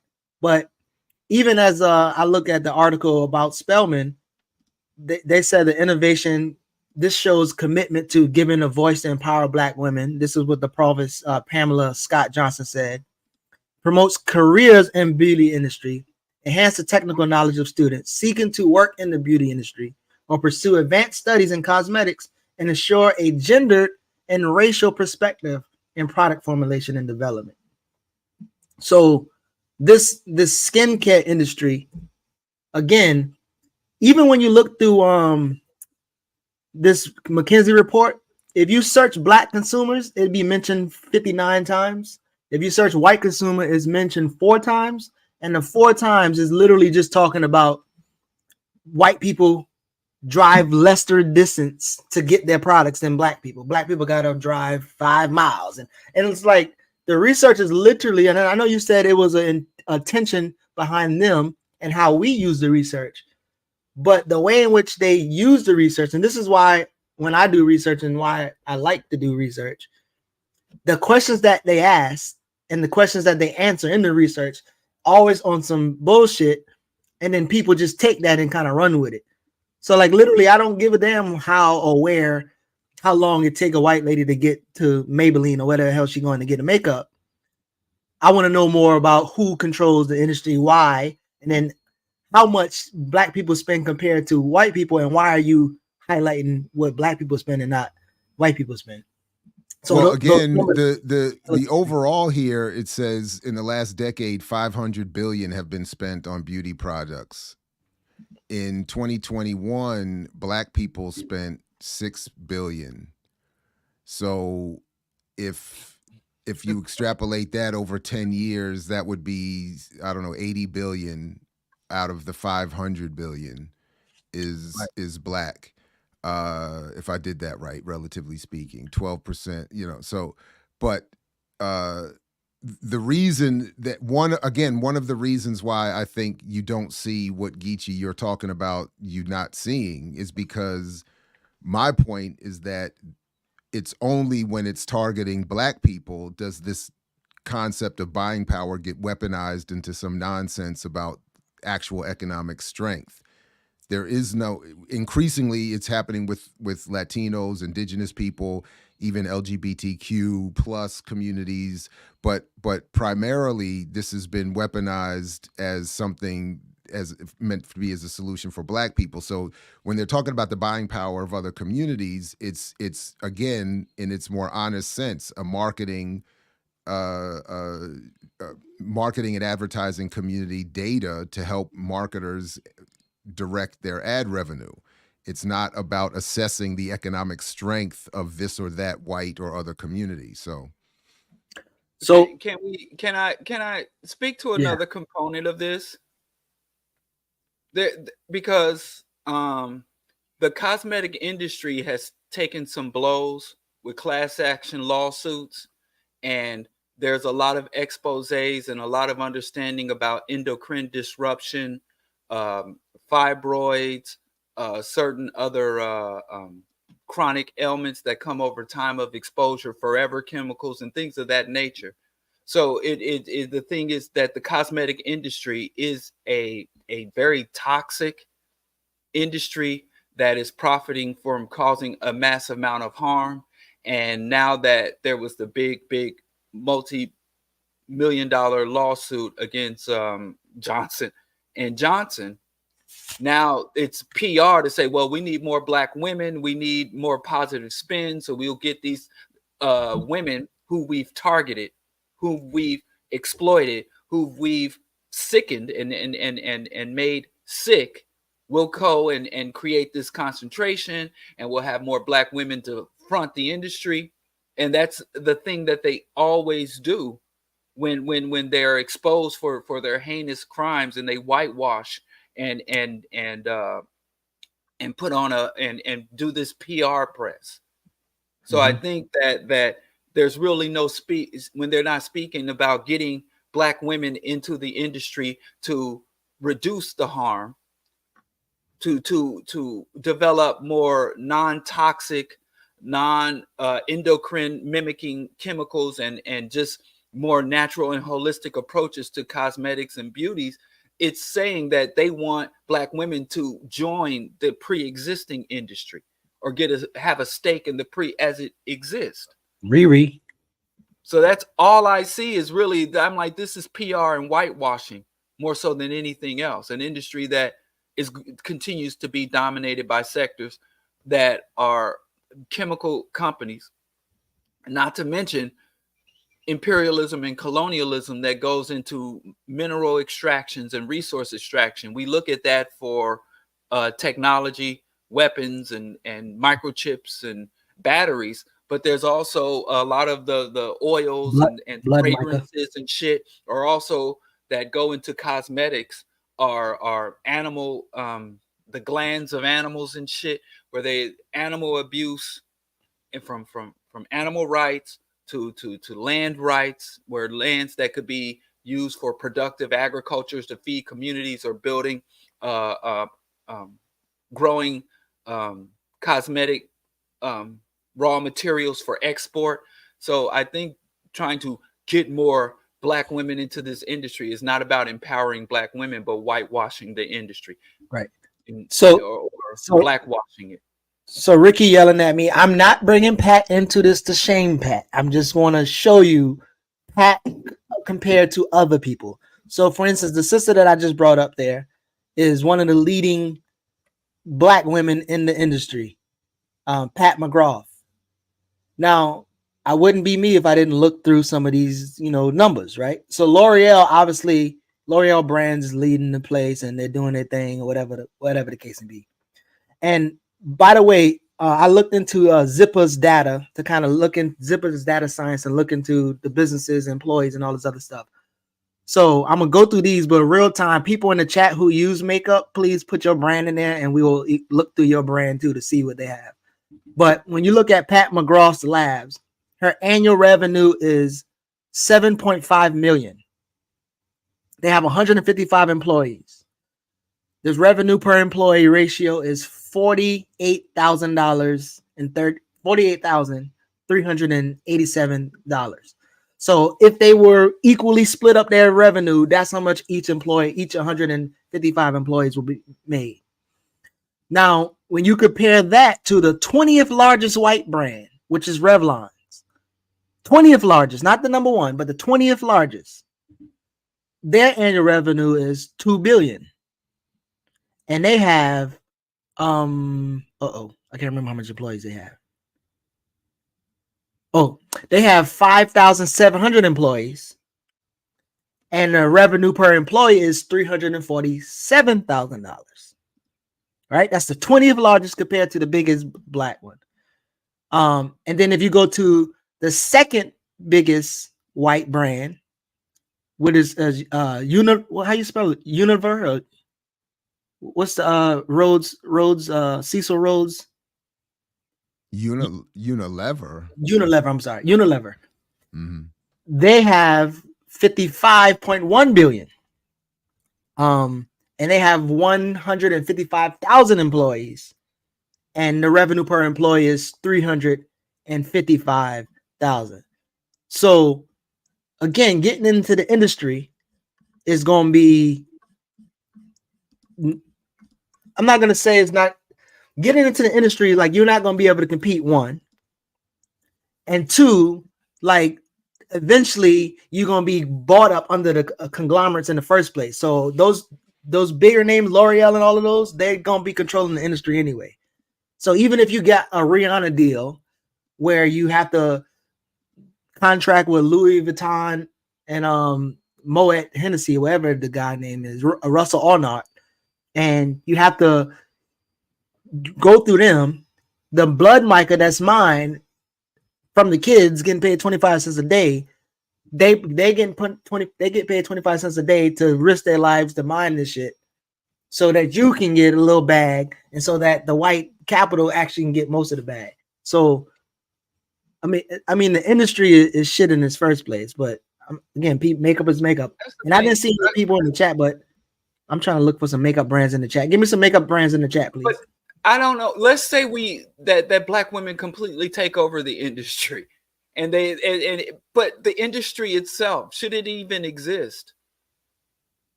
I mean, the way it disrupts the cosmetics, the way they disrupt, and then shout out to all the brothers and sisters out there. I know there's a whole underground industry. I don't know if it's underground, but of people in their own little kitchens cooking up their own little products, you know, their little shea butter and coconut oil products.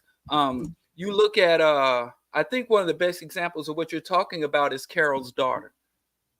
I remember Carol's daughters opened up a little storefront, and in behind her storefront she had her own little laboratory and manufacturing infrastructure, small cottage scale manufacturing, where she was getting these natural, non-toxic, non-synthetic products and making some of the best, highest quality products. And whenever I was living in New York, whenever someone from outside of New York would call me, they'd be like, yo, can you send me some Carol's daughter? Can you go to Carol's daughter? And then she got with Oprah. She went corporate, and she went from manufacturing products that had 5 or 6 ingredients that you could all pronounce to manufacturing these synthetic chemical laced products. And she's in Target and Walmart and all these things, and it went tanked. So, I mean, if you look at like Diane Dumanosky's book, Our Stolen Future, where she talks about hormone mimicking chemicals. And so the toxic industry, and especially not only are these toxic products marketed to black women, and then you have a healthcare system that is almost institutionally designed to if not neglect black women, then to harm Black women in receiving of healthcare, diagnosing diseases, and follow through. It's just looking at this from, oh, we're cut out from this industry, or we or what opportunities, or the opportunities for us to elevate within this industry, real or not, or how can we sustain without selling out in this industry? I think we're looking at it from the wrong direction, from my point of view.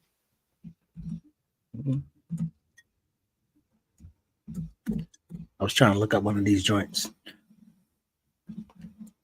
I mean, again, the only thing I would want to reiterate, I don't have anything else to add beyond that, is that, again, these businesses are relegated to sectors of the economy that can't really grow, that can't become the powerhouses economically that people fantasize they can be. And then relative to the rest of the broader economy, they're very small. Right. So someone put NYX in the air, 450 revenue. Can I speak to this part of it? Mm-hmm. When you talk about these products, not all the same products are marketed to all women, number one.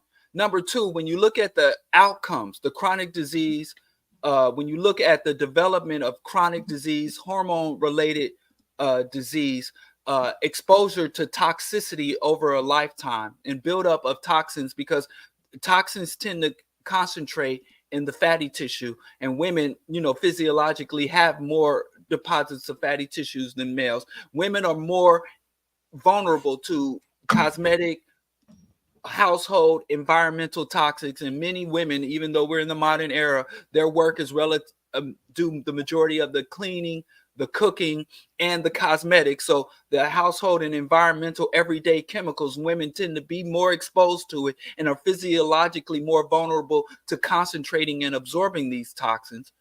And you can say all women get it, but when you look at the life expectancy, the development of chronic disease, hormone related disease processes, when you look at the quality of treatment, prognosis, and healthcare outcomes, Black women is far beyond. So this ain't just an all women issue. I'm sorry, this is a specifically Black women issue, even though white women get marketed to as well.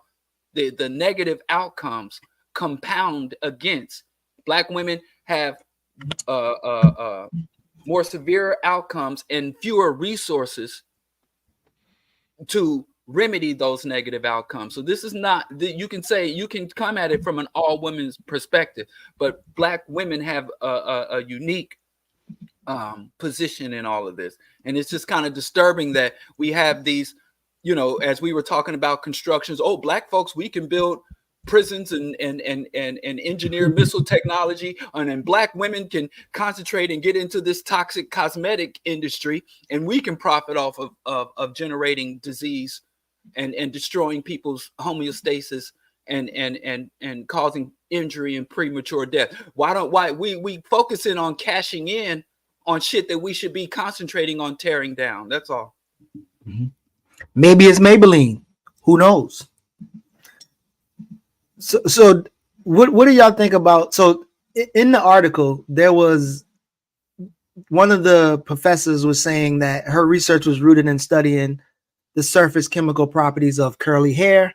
There are many students who are very interested in working on this project with me, and I'm looking forward to growing this research within the new program. So whether it's makeup, whether it's skin lighting cream, whether it's curly hair, straight hair, like what is your response to maybe cultural nationalists who argue that, the women hate themselves, they don't like how they look, and they try to alter themselves? That argument, as opposed to arguing like the data and the chemicals and all this other stuff. Like, what do you think there's a important to like distance yourself from those type of people who kind of try to shit on women in terms of that space of in the beauty industry? Does that make sense or no? I mean, if I understand you correctly, I think they are complementary arguments. I don't have a problem with people focusing on Eurocentric standards of beauty and hostile cultural norms, et cetera, and so forth. But at the same time, I think, it's a nice compliment to be able to add in everything else.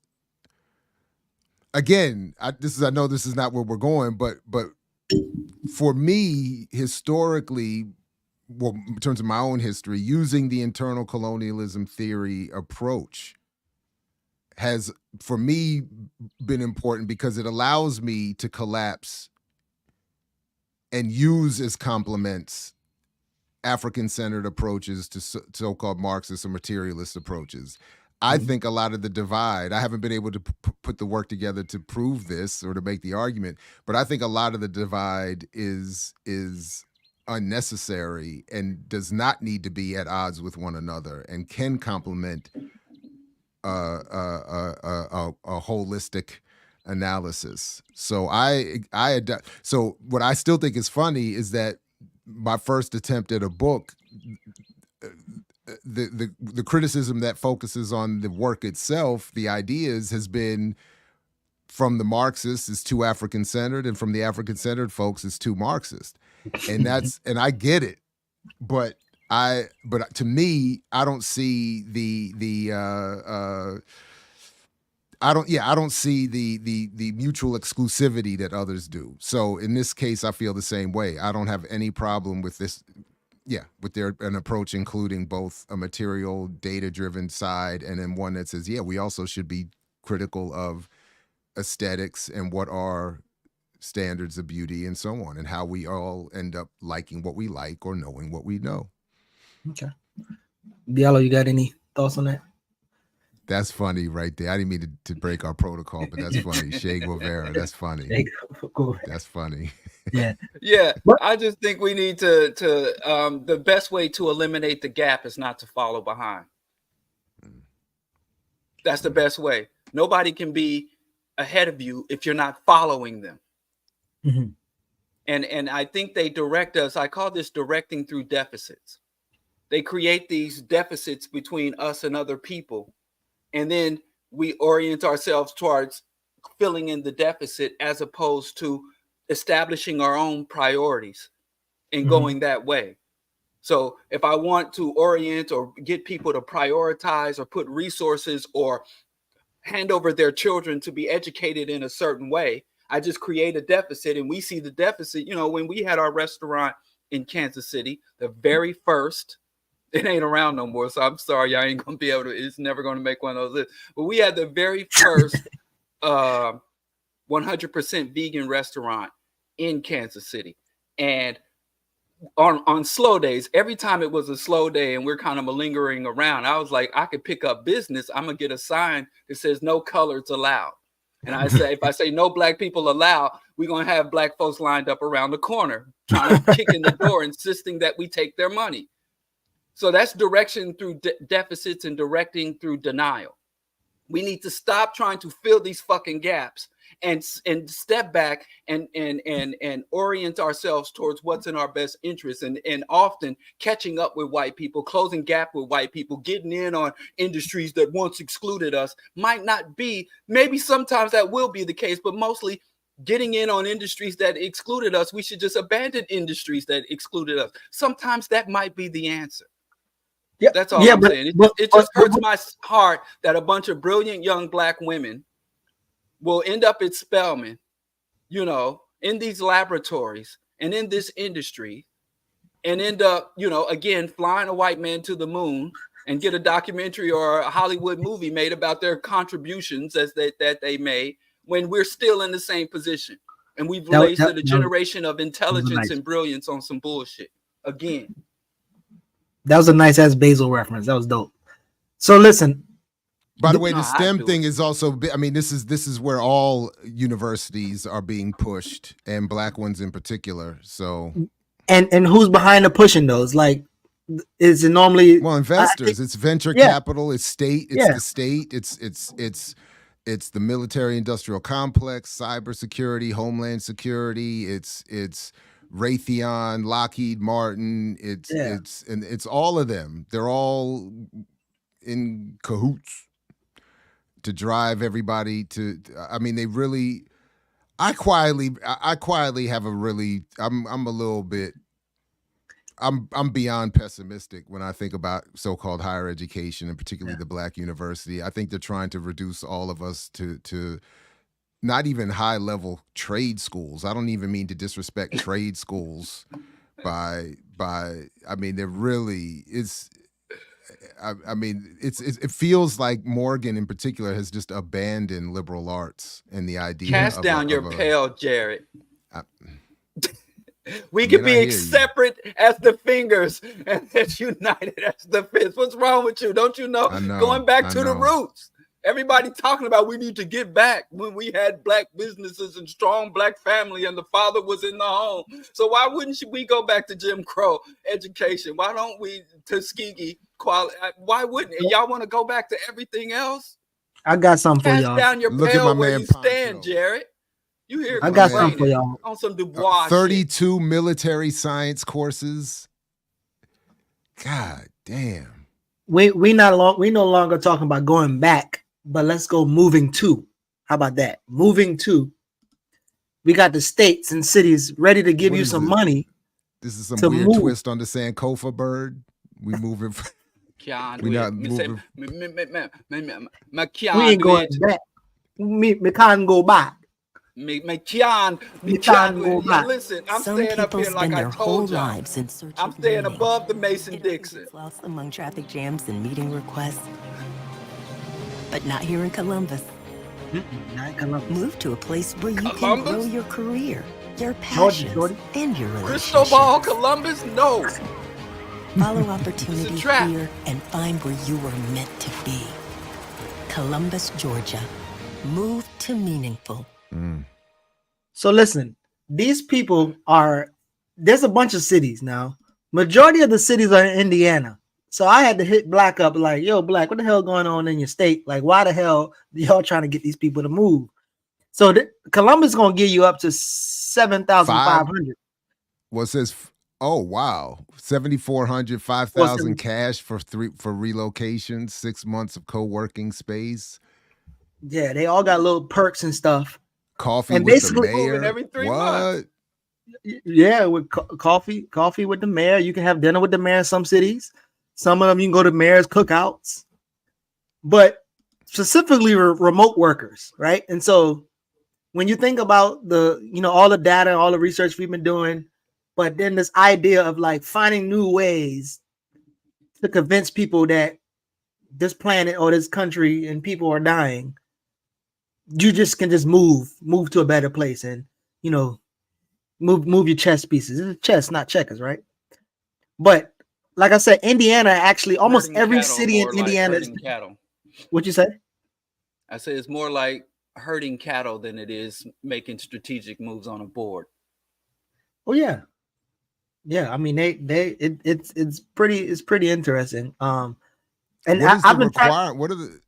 I'm sorry. Click on it. Click on it. Let's try. You want to move? Where you want to go? Morgan ain't doing you right, bro. Morgan in Indiana's a scary place, boy. But most of them requirement was remote workers. So they want you to bring your remote dollars and put it into their tax system so they can. Well, that's what but I thought I thought this was to actually make a move. Yeah, no, you're gonna move. You're gonna move those are all the places, right? And again, Indiana is represented on there too much. Oh, I got to do a whole account thing. I don't feel like doing all that. Yeah. No. But most of them are asking that you are remote worker. And so then I don't understand. Move to Noblesville, Indiana for 15,000. You're saying it's not to physically move there? No. You're gonna move there, but so for instance, one of them had you would be a remote worker, and your wife or your spouse will be working for the school system. Some of them is you just move and you get to do these different things, but it's pretty much they're making sure that you have remote works so they don't have to offer your ass a job. But you know what's weird about this? What's that?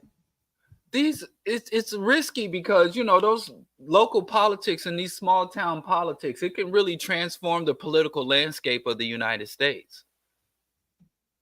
You move there, you get registered to vote, and a lot of these red districts go purple or go blue Kansas. For white folks. I mean, we talking white folks business. You know, ain't nobody trying to they trying to figure out how to do it. So this So is listen, all wait, white folks business. Now let me tell no, you no, something. You don't want to go to slow down. Whitesburg, No, Kentucky? no, stop there, Ain't nobody trying to stop there. I got to tell y'all some story about both of them, all three of those places. So Pikeville is where I graduated college at, University of Pikeville. Prestonsburg is where I was working at the Radio Shack there when I first went there. And Whitesburg is where I was doing journalism at a radio station called Apple Shop.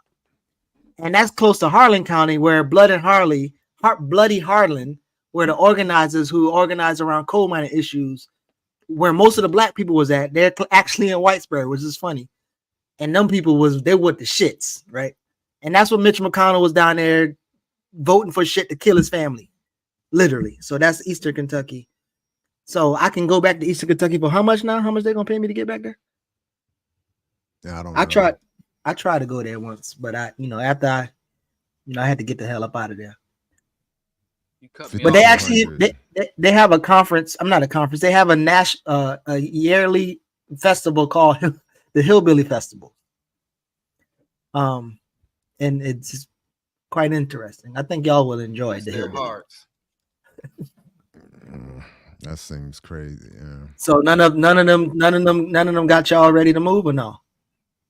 I don't want y'all to. ain't with it? No. Well, I just thought I would just give us some good news because y'all was negative all morning. I was trying to. I go to Grand Rapids. For how much? Okay, finally. They had a couple Kansas cities on there.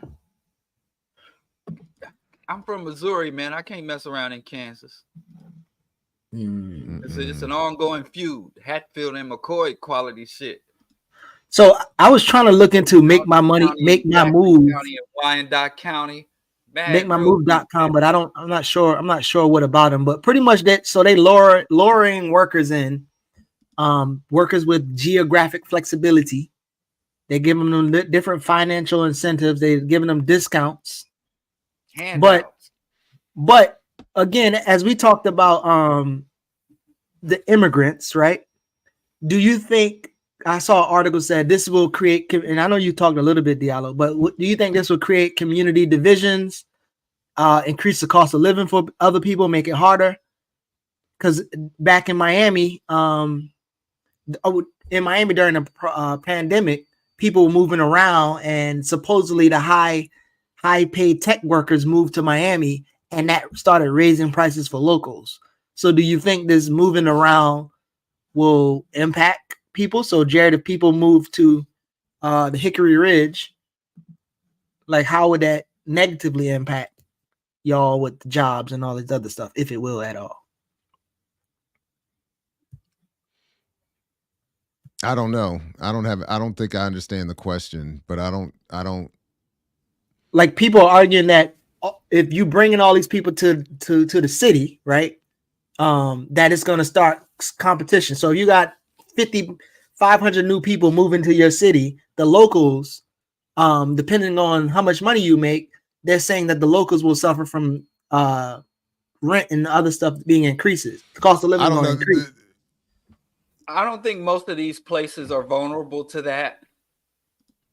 I think most of these small towns and cities are not really vulnerable to what's happened in Los Angeles or Houston or San Francisco or Miami. I just don't see that happening, but it could. Mm-hmm. But I don't know if they have that type of draw. I mean, any evidence on how successful these campaigns are? I mean, these are fairly new, and I think there were stuff before, but I don't know if they have any data yet to see how effective this was. And I actually haven't really. I was trying to find the city's language around it, but I only saw it on this website, Money Move, and I'm looking at the city to see what the city is saying about it. And so I don't know if they're partnering up with the city because the company is out of Indiana. Ironically, it's out of Indiana, and that's why most of the move tools are there. But then they started to partner with other cities in Georgia. I mean, what's the place called? Man, Columbus is the first city in Georgia that's contract or separate or accepted this. So I don't know if moneymove.org or .com. I don't know if they're getting some kickbacks from this. I don't know what's going on, but yeah, well, actually, years ago, a whole lifetime ago, in my early 20s, I moved somewhere because the place was trying to, in these retirement communities, they wanted to attract healthcare workers because they had a lot of elderly retired people, and they had a very high demand for anybody for any healthcare position. So I had actually moved. I didn't even give up my original residence. I went there and got temporary residence. And as soon as because it was a temporary bump, like they gave you a financial incentive, they gave you a higher rate of pay and all this stuff. And as soon as all the incentives dried up, I packed my bags and went back to where I was living before. So I think a lot of that times, if the incentives are transient, some people might move there, get the 15 G's, get the whatever other that moving cost. And as soon as they are stabilized, or as soon as they pay off some student loan debt or whatever, they'll just use that as a launch pad to go somewhere else. It just doesn't seem like, these will work on in terms of creating a more permanent residence. So it's interesting, and I think cool a lot, whatever.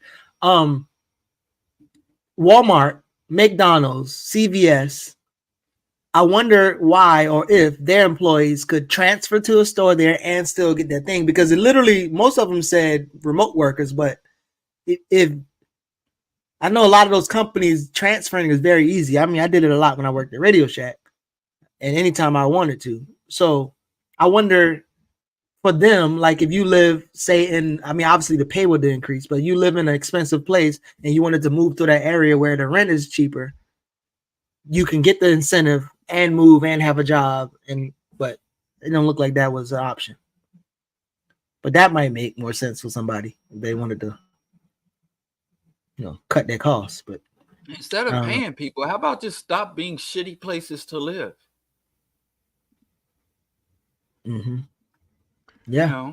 And where I am, I don't get I get the impression that people who would move here already have employment and wouldn't be moving here and then looking for competing for jobs. Most of the people who live where I live are commuting probably to DC, to Baltimore, or somewhere else. The people that work in Columbia proper is probably relatively pretty small in terms of the amount. And people I don't think are moving here and then looking for a job. They have a job and then move. So, but A-Rob makes a good point, because even in the language it said you have to stay at least a year, but it wasn't most about permanent.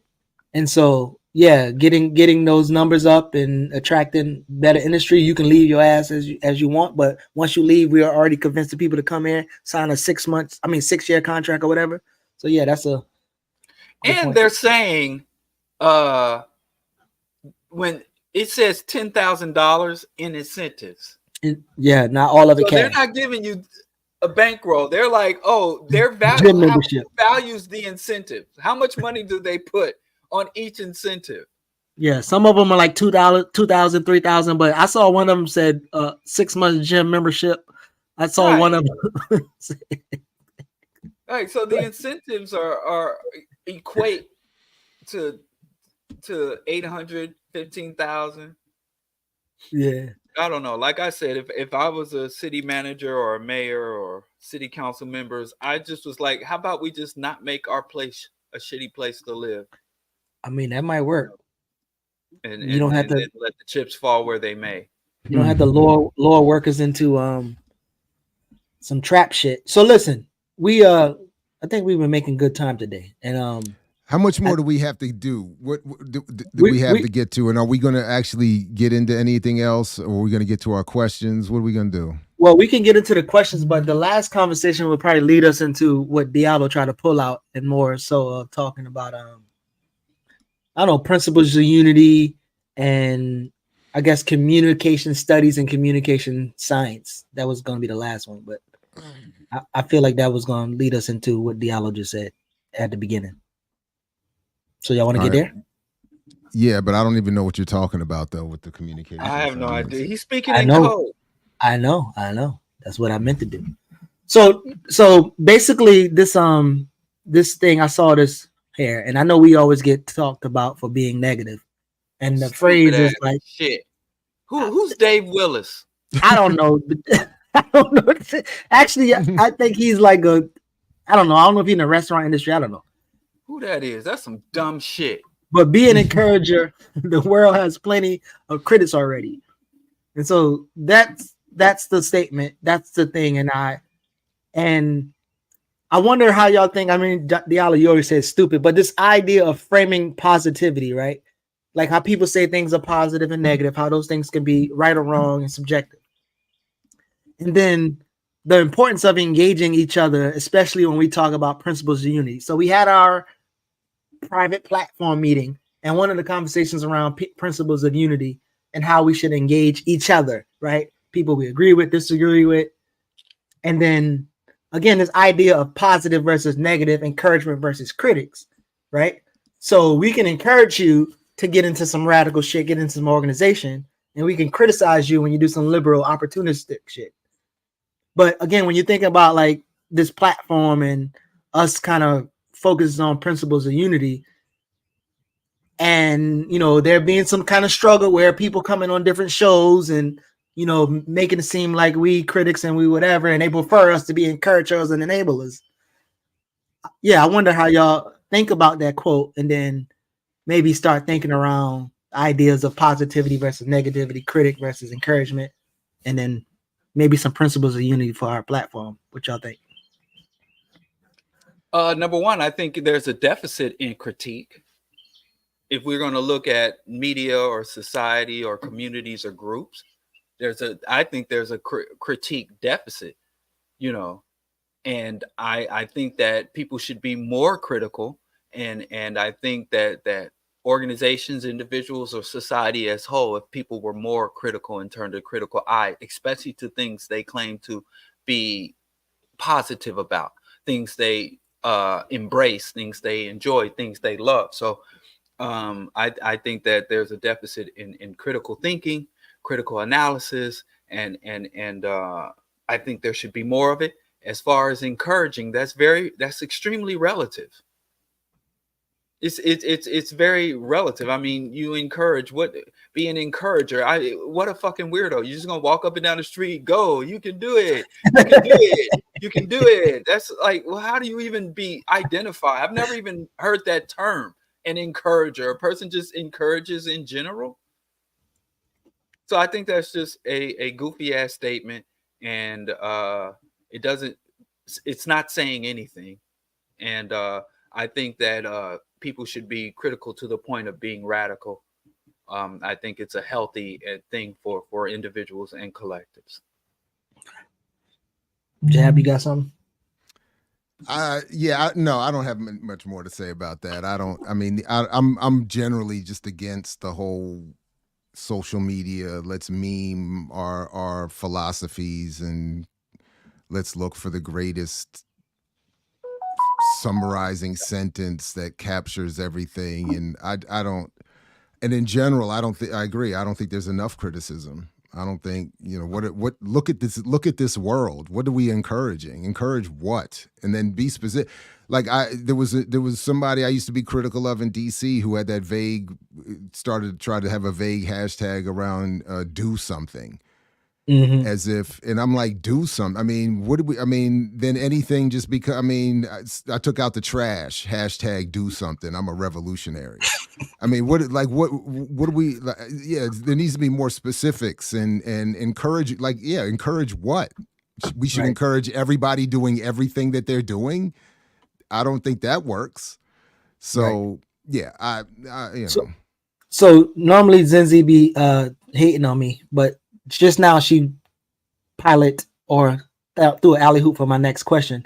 So honestly, it's just how you say shit that determines the impact. So do y'all think when you think about like conflict and critiques, and if your goal is to move a person, radicalize them, push them left, or encourage them to do something else, what do you think about your delivery in terms of when people are stressed or they're angry or they feel attacked, they're less receptive to what you're saying. So again, I think, well, Diallo disagrees. I don't know if Jared will, but you don't take that into consideration when engaging people. What you describe? Yeah. I'm sorry. No, go ahead. ahead. No, you go. Go ahead. Look, I take it into consideration, but but there are these nuances and fine lines. Sometimes I think people will claim to say, I just can't hear your criticism because of the way you're saying it, when in reality, they just don't want to hear the criticism. Lying motherfucker. Yeah. So part of it is that, you know, I do think some attempts should be made, especially in certain contexts, so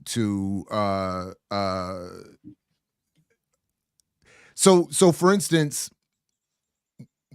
and it did come up at the end of the meeting, I sent an email to someone that being critical of their criticism of me. And the email is stern, it's direct. I was upset. It's obvious I was bothered, but it included greetings, it included outro, it included room for corrective measures. It did not include name calling, hostility, threats, any of that. So those are the things I take into consideration, even when we have arguments. And admittedly, I have fallen short of this on a number of occasions, but I make every attempt. Like I do make every attempt not to cuss when I'm starting to get upset and we start to really have arguments. I do, or if I'm sending somebody an email like that, I won't be cussing at them and all of that kind of stuff. So I do think of it like that. But then some of the response is sometimes the response is, even that is too much, and therefore I'm not going to engage your criticism. And I struggle with that. I think we have a right to get upset with one another. We have a right to disagree with one another. We have a right to be critical of one another. And like I said, within certain parameters, I do, again, try to avoid name calling in certain language.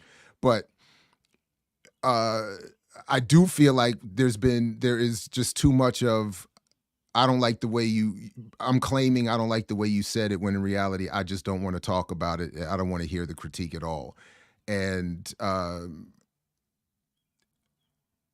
I admit I'm struggling with that right now with our collective here on the platform and in other spaces. I don't always know what the best approach is, but I do feel like that is an absolute problem. Yeah. If I don't remember the rest of your question, but that point I'll at least. Yeah. I mean that's cool. I think Life Jennings was saying some song, and he says, I think it's the SEX song, and he says you could be saying something and not that is wrong, which just that your delivery is whack. And but Diallo, again, go ahead, you can respond in terms. But I do think, just quickly though, in a version of what John Thompson used to say, that the worst things done to me have been done by people in suits. The worst things done to me have been done by people who have been calmly, quietly, softly, politely speaking or writing what it is that they're doing. It has not been from the rah, rah, rah, cuss me out type of stuff. So I do think there is this point of even a calm, kind delivery can be all manner of violence. Yeah. I think it's more so if you can't discount the other as being a part of the communicative arrangement. So your body language, the tone, delivery, and the words. I'm not saying that one, or I don't think nobody's saying is one is the indicator of something being good or not. But I think all of them play in a part. So as we're talking, when Diallo stopped making his body language, you already know he's disagreeing with you. And if you look at it, it's going to interrupt you or make you kind of like, and you got to know that's happening.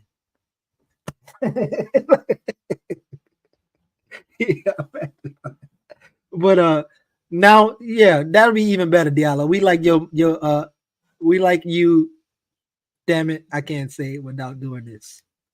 We like the picture with you and the mic. Like we were able to keep that one.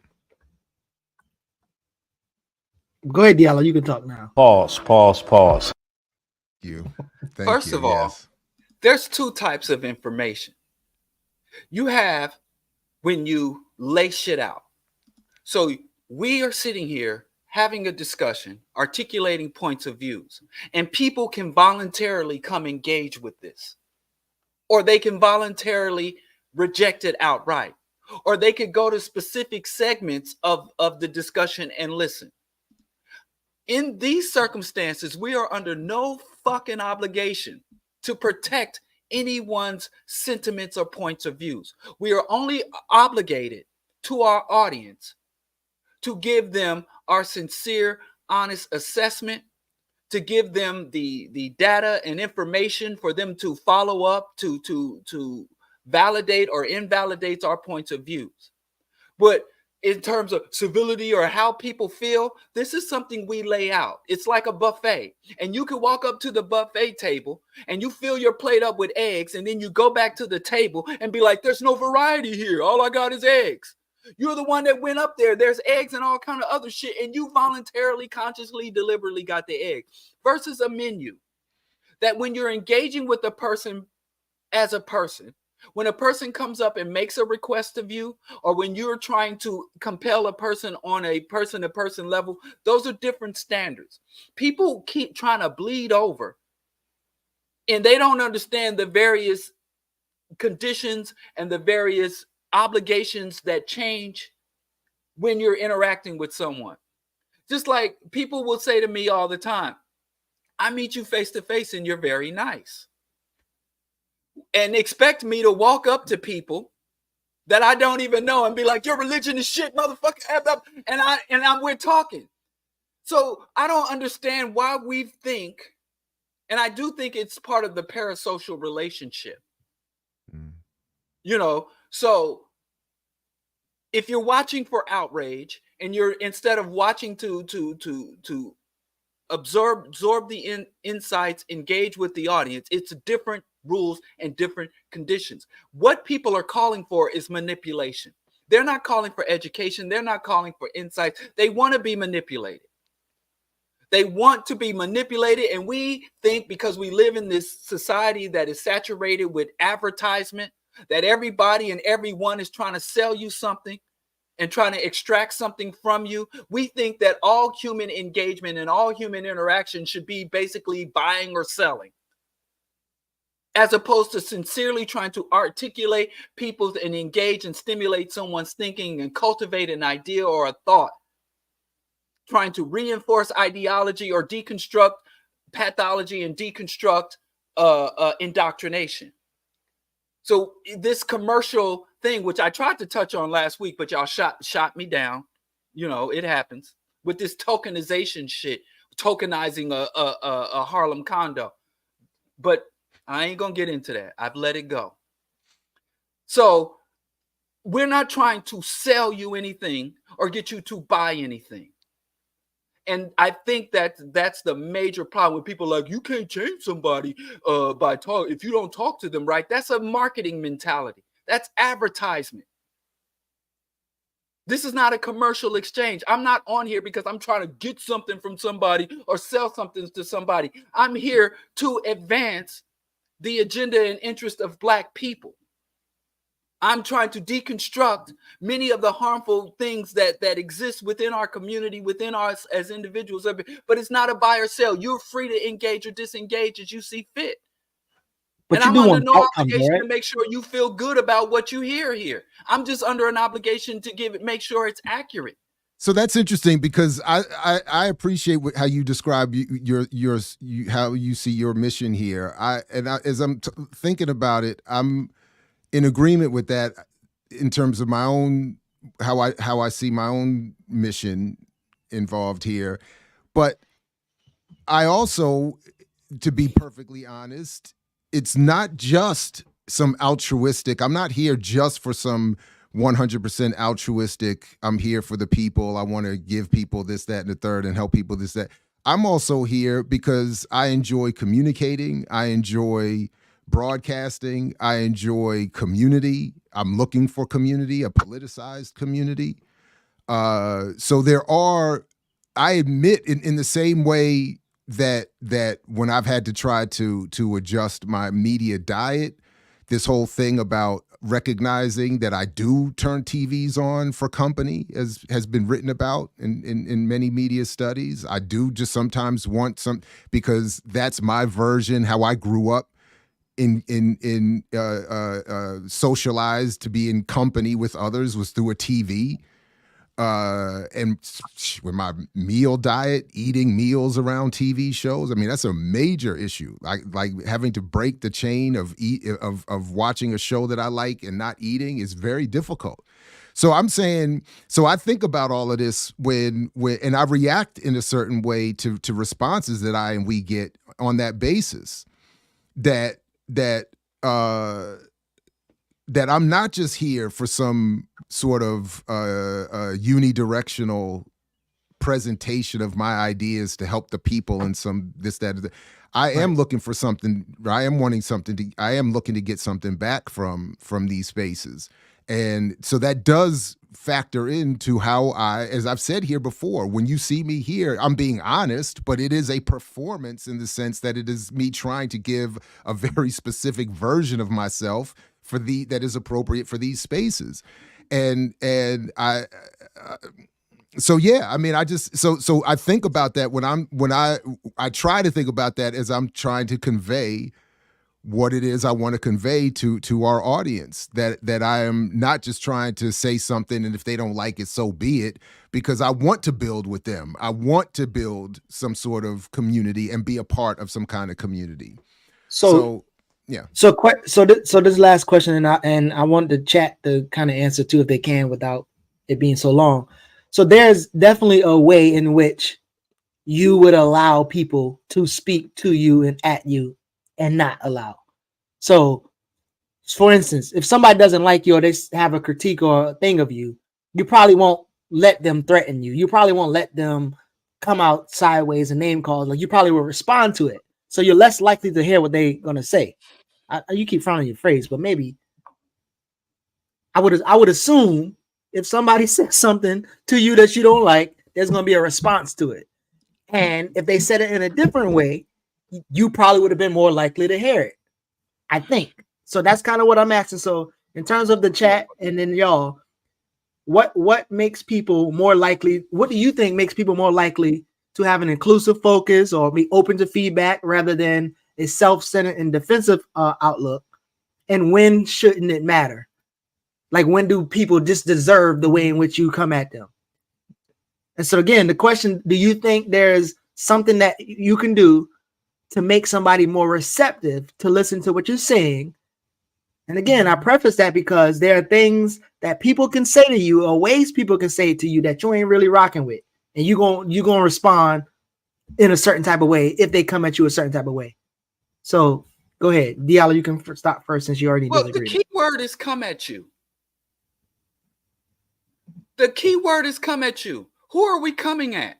People are coming at us. I disagree with Jared with talking about unidirectional. This is not in any way unidirectional. This is an ideological and media ecosystem where there's a lot of going back and forth and engagement. And not only does our audience engage directly with us, they engage with each other about us and about the topic. So this is not in any way, in any concept. This ain't no, Tom Brokaw type shit at all. This is the new media, so it's not unidirectional. And as far as community, you could easily do some why I left the left shit, Jared, and blow the fuck up. And be out there with Joe Rogan and sitting across Howard Stern. If you went on that why I left the left shit and I didn't leave the left went me and these crazy leftists. If you did that, so you're here at this particular platform for a pay. So because you can get everything you claim you need in greater abundance, as well as revenues if you played it different.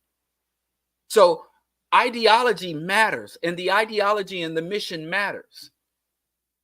And anybody clicking on Black Power Media, I think they should be getting a healthy dose of Black Power ideology, Black Power advocacy, Black Power perspective. I think that it's specific. This ain't just media. It's a very specific type of media. And as I said in the closed meetings, I don't know what I'm at liberty to talk about in terms of behind the scenes. I've never really been part of this type of cultish formation. So I don't know what it's appropriate to say out. But in terms of our people and what we articulate to them, they come here for a specific things. I think we have to fulfill obligations. I think we have fundamental obligations. And protecting people's egos or protecting people's delusions or allowing them to dwell comfortably in delusional spaces is not one of those obligations. Like I said, my number one goal is accuracy and being cogent and accuracy and clarity. In terms of my disposition, I try to be sincere. When I feel humor, when I feel anger, when I feel affection and connection, I try to be sincere in my approach. That's my main thing is sincerity, not so much being the nice guy, being the good guy, or being the villain. That's for other people to interpret and to conclude and to run with. So, I'm not, even though, as Jared accurately said, this is a performance, but it's not a character that's giving the performance. So would you say, again, rather it's your children, rather it's your wife, or anybody you care about, is there ways in which there's rules of engagement on how you talk to them, what you say to them, or whatever? Do you ever give thought about how you address Absolutely. them? I have two sons with very different personalities. Okay. So if I encounter the exact same problems with one son or the other, I take into account their age, their experience, their outlook, and their basic dispositions and personalities, and how I approach them, because I know them and they know me. So of course I will amend my what I articulate. Of course, if I'm invited out to speak to university students versus being invited out to speak to a church group versus being invited out to speak to a book club, a radical book club, I will make the adjustments and understand who I'm talking to. I'm not saying that you shouldn't make adjustments, but I will not make the adjustments for the sake of portraying myself as something that I'm not, or manipulating them through to agree with me. So I think we take that a bit too far. I think we take that whole appealing to people and not offending people, we take it a bit too far, especially when the outcome tends to be the same, as I had mentioned to Jared before. We'll have two different approaches and get the same level of hate. All right, Jared, what does all this get to the smoke and all? I don't have. Look, I don't have anything else to add. I heard what Diallo was saying. My biggest issue right now is that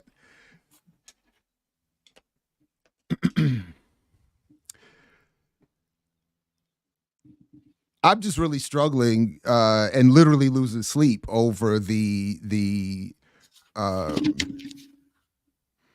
what for me is just a whole bunch of disingenuous and unprincipled behavior, and that I'm incapable of addressing or calling out. In part because to do that would involve other people. That's not just me. So. And trying to be considerate of what this platform is and is meant to be, and what I've wanted it to be and want it to be, and so I'm just really struggling. So when Diallo's making his semi joke about what he can say and can't say, part of it is we're not all on the same page in terms of the platform. We're not all on the same page in terms of what is a principled approach to public criticism or private criticism. So it's very difficult to figure out, and this venture has been it has well, from my perspective, it was just something I excitedly rushed into and couldn't possibly, looking back, couldn't possibly have foreseen what has gone on and is going on. I just would have never thought it possible. I literally told my homeboy who gave me a warning at the beginning, who's right now having all of the "I told you so's," with one important caveat in terms of there was some key information that was withheld from me that but I he told me don't do it, and I was like, nah, we're good. There's a safety net in place. There's so to speak, and it's just not.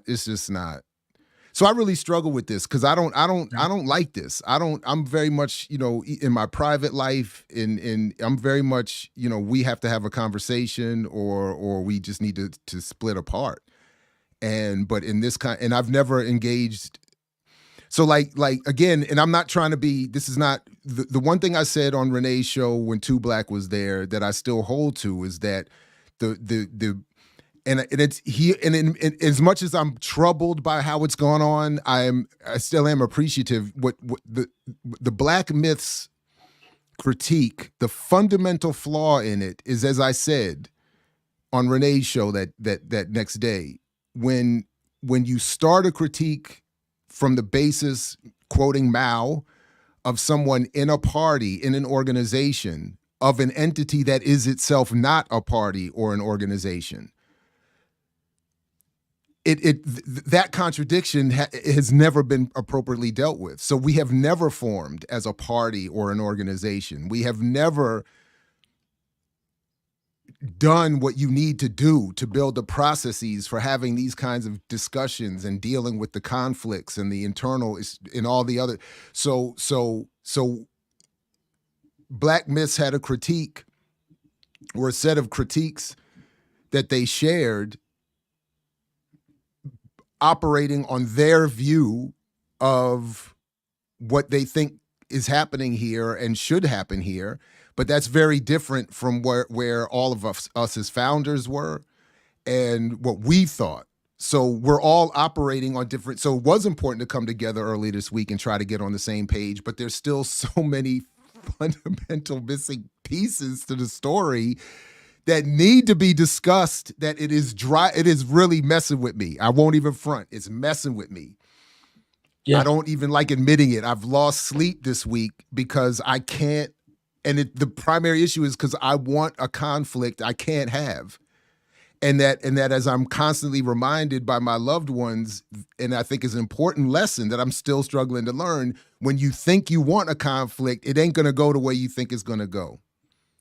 And people are not operating on the same principles. It's not even whether I'm more principled or less principled. We're not operating on the same principles. So it's all of it's very difficult. Yeah, very difficult. But I think that's why when you think about like you want a conflict, but you're not gonna be okay with the way it happens. Like this is why I think what Black and the crew did actually puts us in conflict. It might not be the perfect way, it might not whatever, but the conflict is already starting. And again, you or Diallo can disagree with how the conflict is going, but it's here. And I saw that, and I'm with this question. I don't think the public conversation is helpful at all. I mean, the conversation ain't really happening. Yeah, but I think because it's also not really happening either. That's it's not happening. Yeah, so. But it's not happening. It will happen. But I guess what I'm saying in terms of like negative feedback, like we all would have to admit, like the way in which it's delivered, the tone, the good faith or bad faith of it does impact the way in which you receive it. And I mean, Diallo, you literally just said like you handle the different sons different based off of how their personality, and that shit should go true for everybody. But when you're in a group or a platform with no principles of unity, with no infrastructure in terms of that capacity, then this is what you're gonna get. You're gonna get some, conflict. But that's it. We can go to the questions, and I mean, yeah, we can go. Let's go through the questions. With any formation, whether it is a business, an organization, a collective.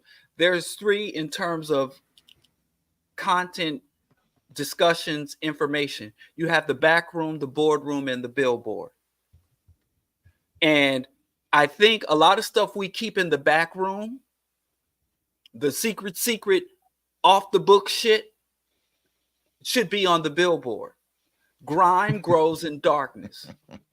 Number one. And how are we a media apparatus that's all about exposing?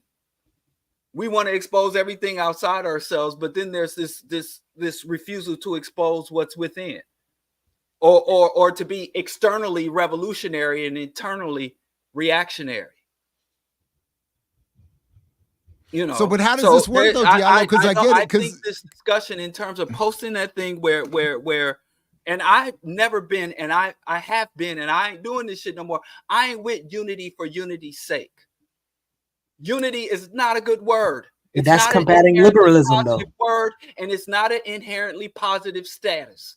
Yeah. Unity is the quality of the unity is only as good as the quality of the mission, as quality of the ideology, the quality of the strategies and the tactics.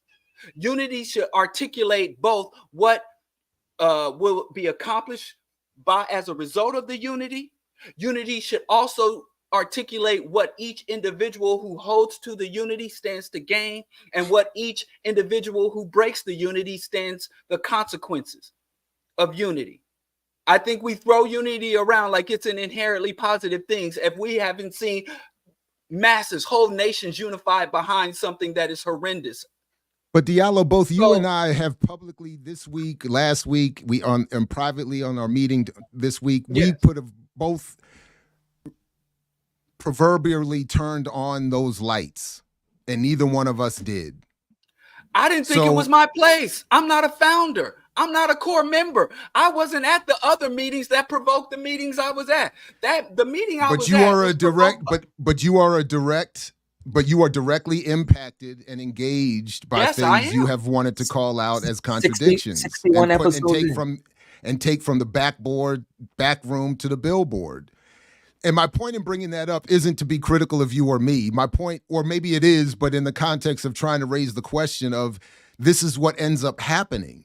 That because in some cases, because something has already been said publicly and certain narratives have taken hold, or maybe because when confronted with the headlights or the red light of the on-air light coming on, we recede, or we feel like we don't want to be the ones upsetting the apple cart or the community that has gathered. I don't know what it is. But my point is, I don't think in this case, like I don't think it would be fair for us, either of us, especially after this week, to come on here today and give our stump speeches about being honest and going from the back room to the billboard, and given that it's not that easy. It's not that easy. There's timing. There's all type of things that happen. And in our previous private meeting, Diallo, you were big talk about what you were going to do and what you wanted to make sure happened in our meeting. That's not true. Come on, man. What did I say I was going to do? I was articulating what I thought should be done. I was articulating what I thought should be done. Like I said, I ain't fixing some shit I ain't broke. But nobody broke it. So you can't describe it as if I or anyone else was there to have broken it. You know, it imploded. That's the part. Imploding and needs to be reversed. So let's get into the questions, right? So all right, let's new member Jeremy welcome, Thomas. Jeremy. Peace. Welcome to you. What is it? 70 nitroram dad. What the $10. Peace, brother.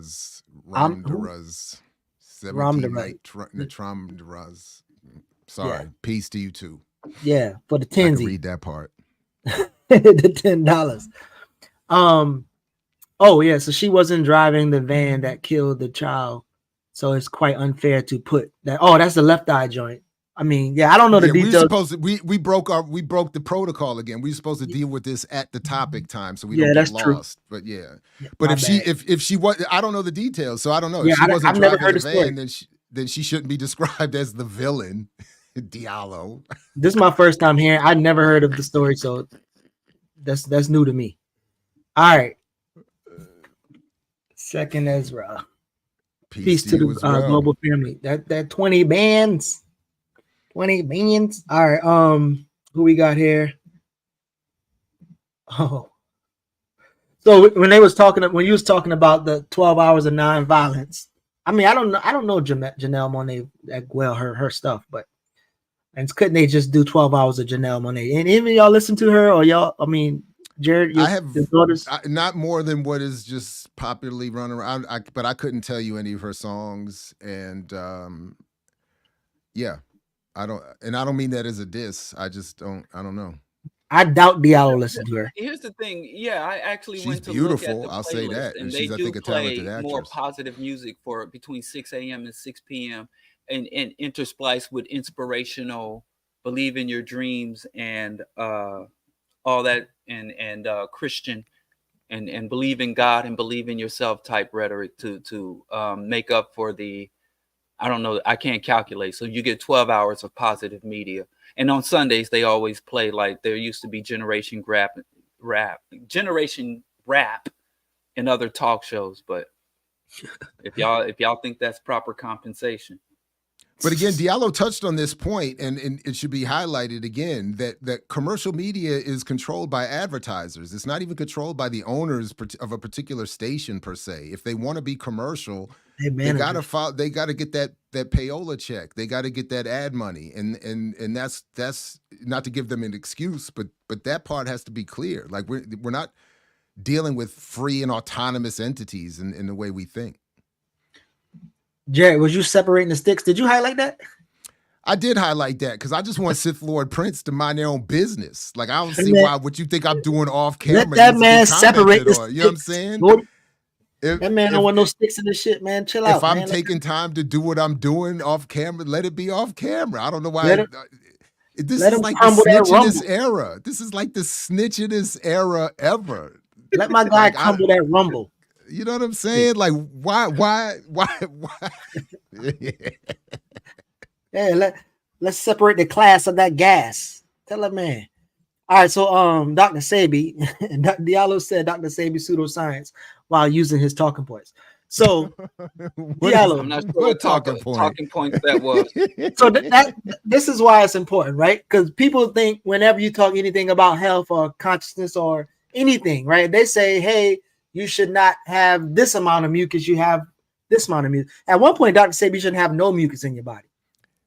So I guess the when you were medical saying community disagrees, mucus is actually apparently very good for you. Yeah, well, some of it you don't have too much, but Dr. Sebi said the mucus is the source of all disease and advocated a diet of non-hybrid, non-mucus producing foods. I'm sorry to be laughing.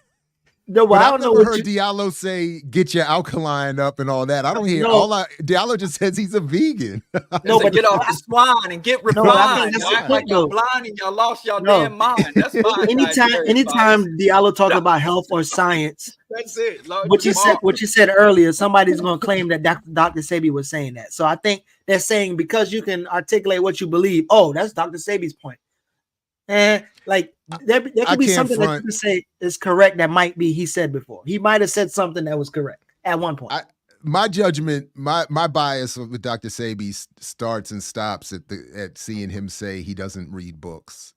And you could say I'm critical of certain literature, I'm critical of certain worldviews, but I just was so bothered by that I can't, before I even get into anything about his science, I'm like, I can't be down with people overtly not reading.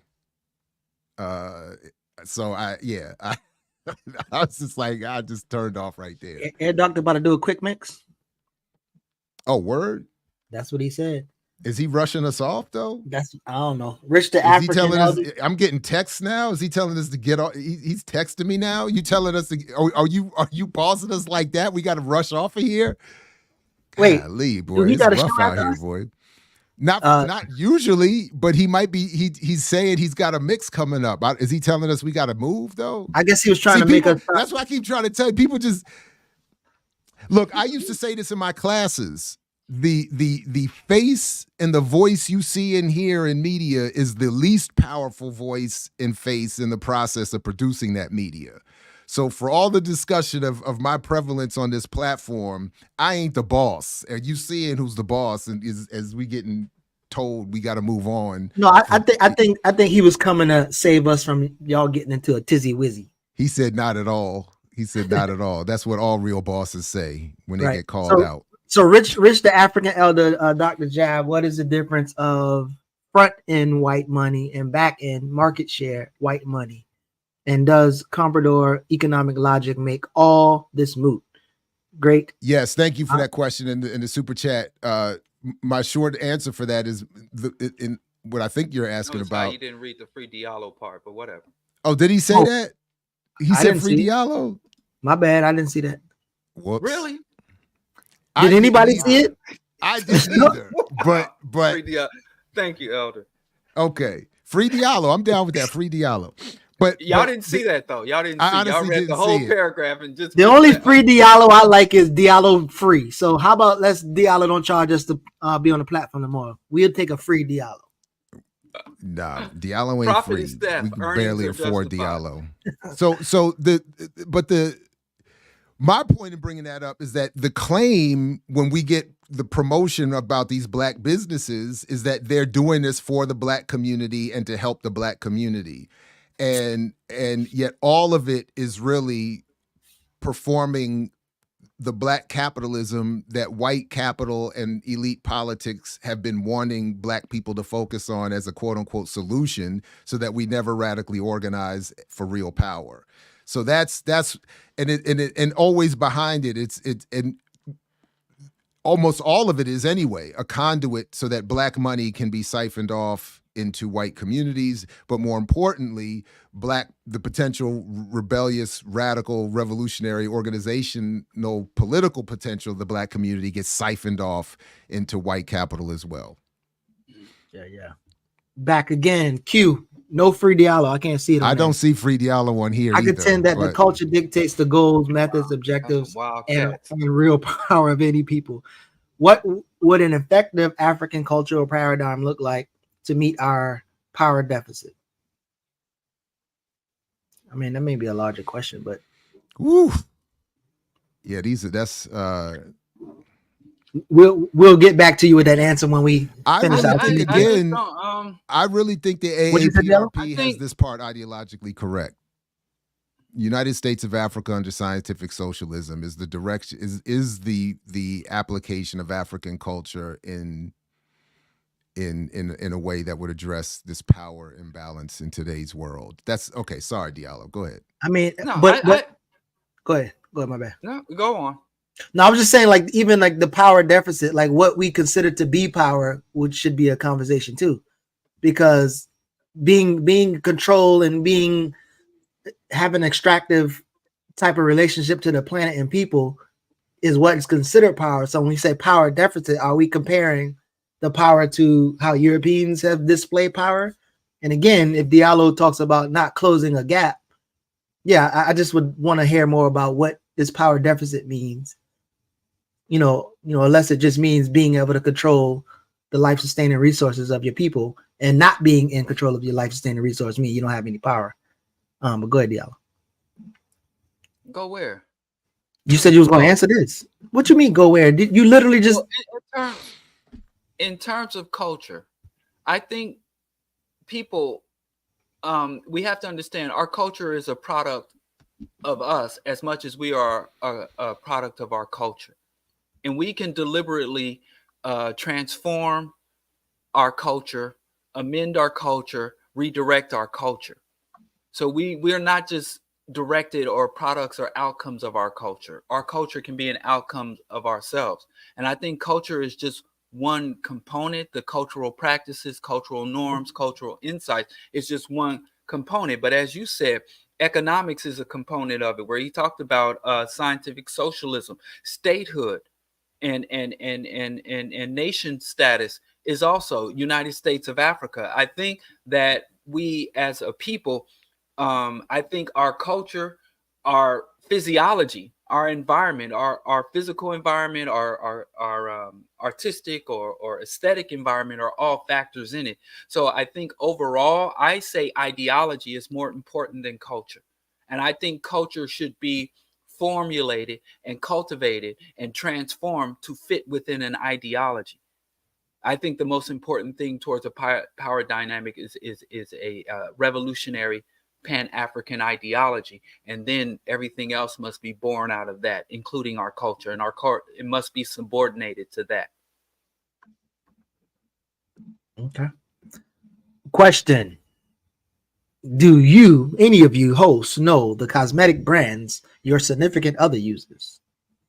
Yeah, I do, actually. but I don't know if I'm at liberty to discuss it though. Yeah, I'm not. Cool off the line. I mean, I know I'm not. I know I'm not, but I do. And then, you know, yeah, you've been woke I'm up. not good at. I'm not good at brands. In fact, when I'm really bad with brands. That one year I worked at the Real News Network, at the beginning it didn't last, which is why so much of it looks so bad. But we had gone. I went makeup shopping with my wife and children to get the perfect on-camera blend for my skin and skin tone, et cetera, and so forth. So I got a whole lesson on it. It was a fascinating experience. It's too much work.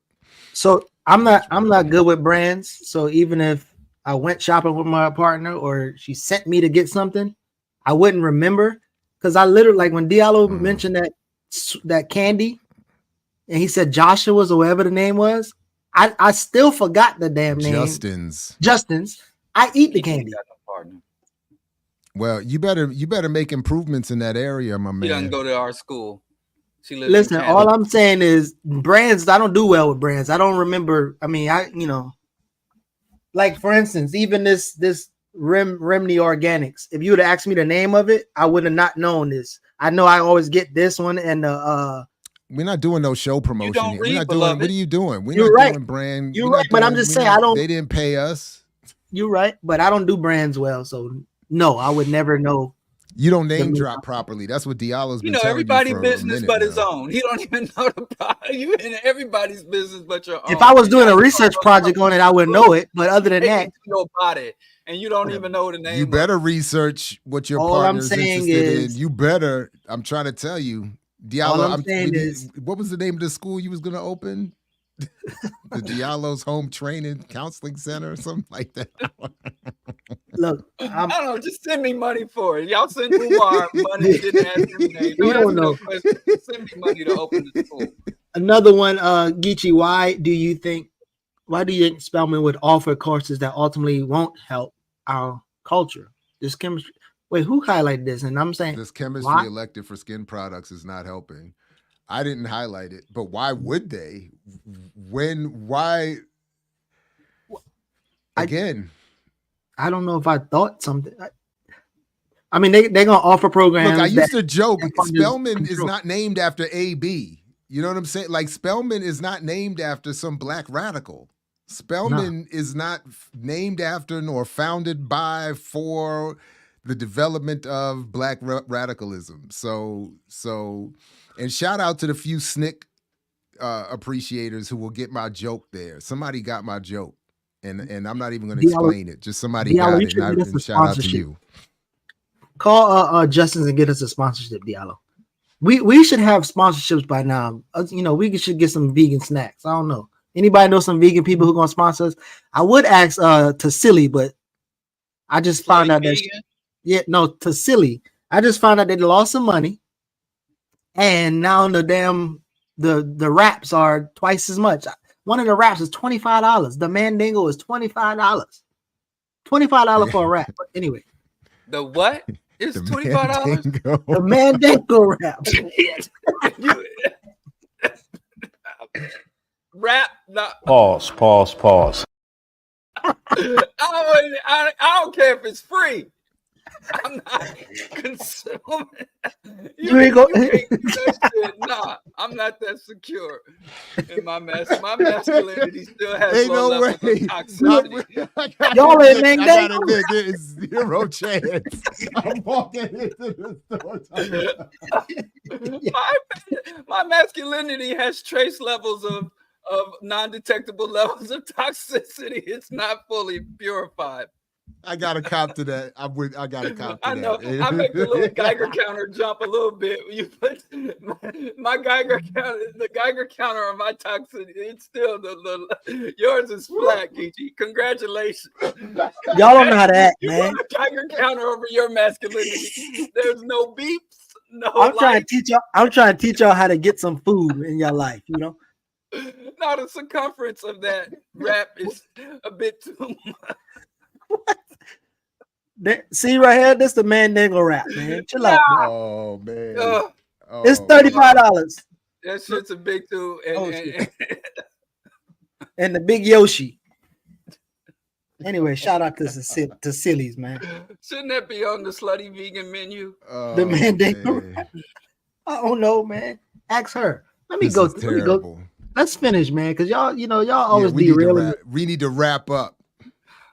Pause. Pause and puns. All right. Anyway, people know. Oh yeah, because Diallo made a couple statements back there. We had to clear it up for him, so you gotta let people know. She out here trying to take care of white women. No, she trying to save you. She jumped on here, and we was talking about sisters and black women's issues, and she jumped on here like blazing saddles. Where the white women at? What did say, ZZ? Shout out to my guy ZZ. That river separates Georgia from Alabama. Most remote work is heading Tennessee, Texas, and Florida because they pay no state taxes. Yeah. Okay. Yeah. Thanks, ZZ. Appreciate the support. Yeah, Mandy said I look like a tomato. That's messed up, though. That's messed up. Wait, what's that? If people making the money we are talking about move to these areas, they will eventually bring other things with them to raise prices, rent, etc. Yeah. Yeah, that's kind of what I was asking. Will that happen? Oh, and they already did that one. McDonald's a remote trickle down. And then this one is these ninjas act like criticisms can't be encouraging. Diallo try to encourage people with his criticism, don't he? That's a good point.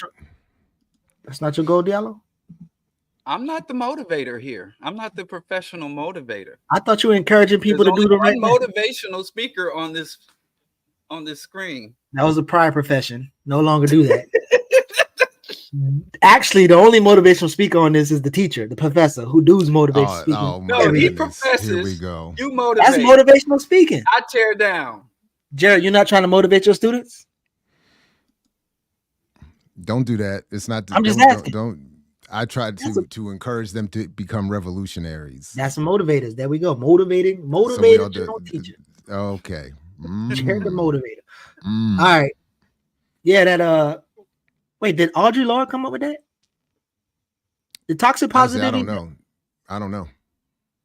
Diallo, but it's right. The concept is correct. Whoever came up with it. She was a bright woman. I wouldn't be surprised if she did.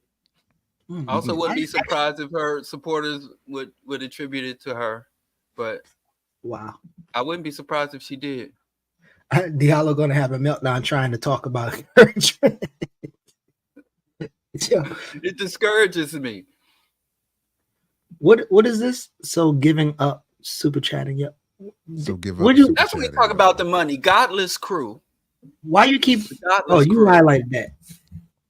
What was this for? Well, black folks think any form of economic engagement, any form of earnings or revenue exchange, or any form of markets or exchange of goods is capitalism.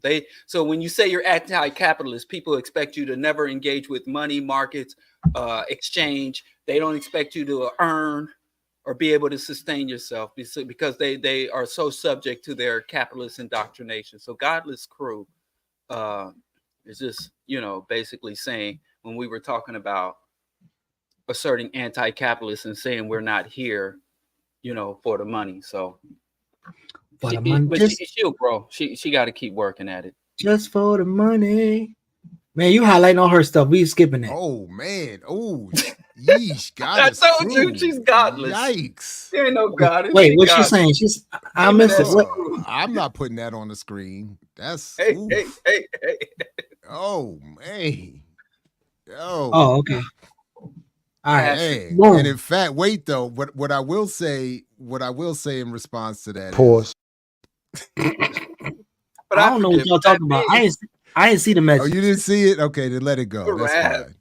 EYL NFTs These win. deities ain't got nothing good for nobody. Jared, we trying to get us some NFTs or not? We should get an NFT. And We should make by that the way, picture what is the status of Snoop's virtual land that he bought? Wait, what? In the metaverse. He bought land in Oh, the metaverse a couple years ago. What is the status of that? I know. I was gonna say that's the NFT we should invest in. Like, let's get it. Let's get an apartment or let's get a. I don't know. I heard they made like $100 million on that though. You want to make fun of them, but they made $100 million. About, yeah. What? I don't see no Snoop virtual real land. estate. It's been a couple of years. I just in my memory could be wrong, but Someone spent $450,000 for land next to no. That's something else. I thought there was somebody. I thought he had bought metaverse land, or whatever. Oh, Snoopverse. Yeah, Snoopverse. Oh, that was in 2021. I don't know what happened. Yeah, that's what I was saying. Because if we can get some Snoop land, yeah. Earth 2, buy and trade virtual land. But I do remember the late great Dr. James Turner said to us in one discussion. He said he lamented his generation's hostility towards earning revenue.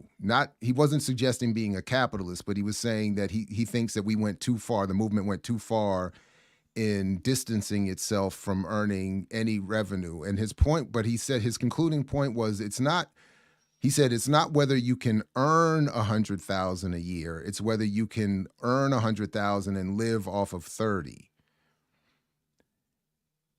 So you could roll your eyes, but his point, as I've always taken it, is what are you doing with the money that you earn? And if you're putting it to whatever extent possible, some supportive use for struggle in the community, then yeah, you'll get a high five if you do that. I don't know that he would go that far. I think he was trying to be realistic when talking to some grad students, and especially as I look back as an aging, middle-aged, whatever professor, that I do feel that tension of do I advocate what I really, really feel, but I have not done myself, or do I advocate some measured version of that so that young people have a chance to find their footing before they find themselves in worse situations. But I don't know. Right. But I think the word earning is the key word. I think people are entitled to what they earn. I don't think people are entitled to what other people produce.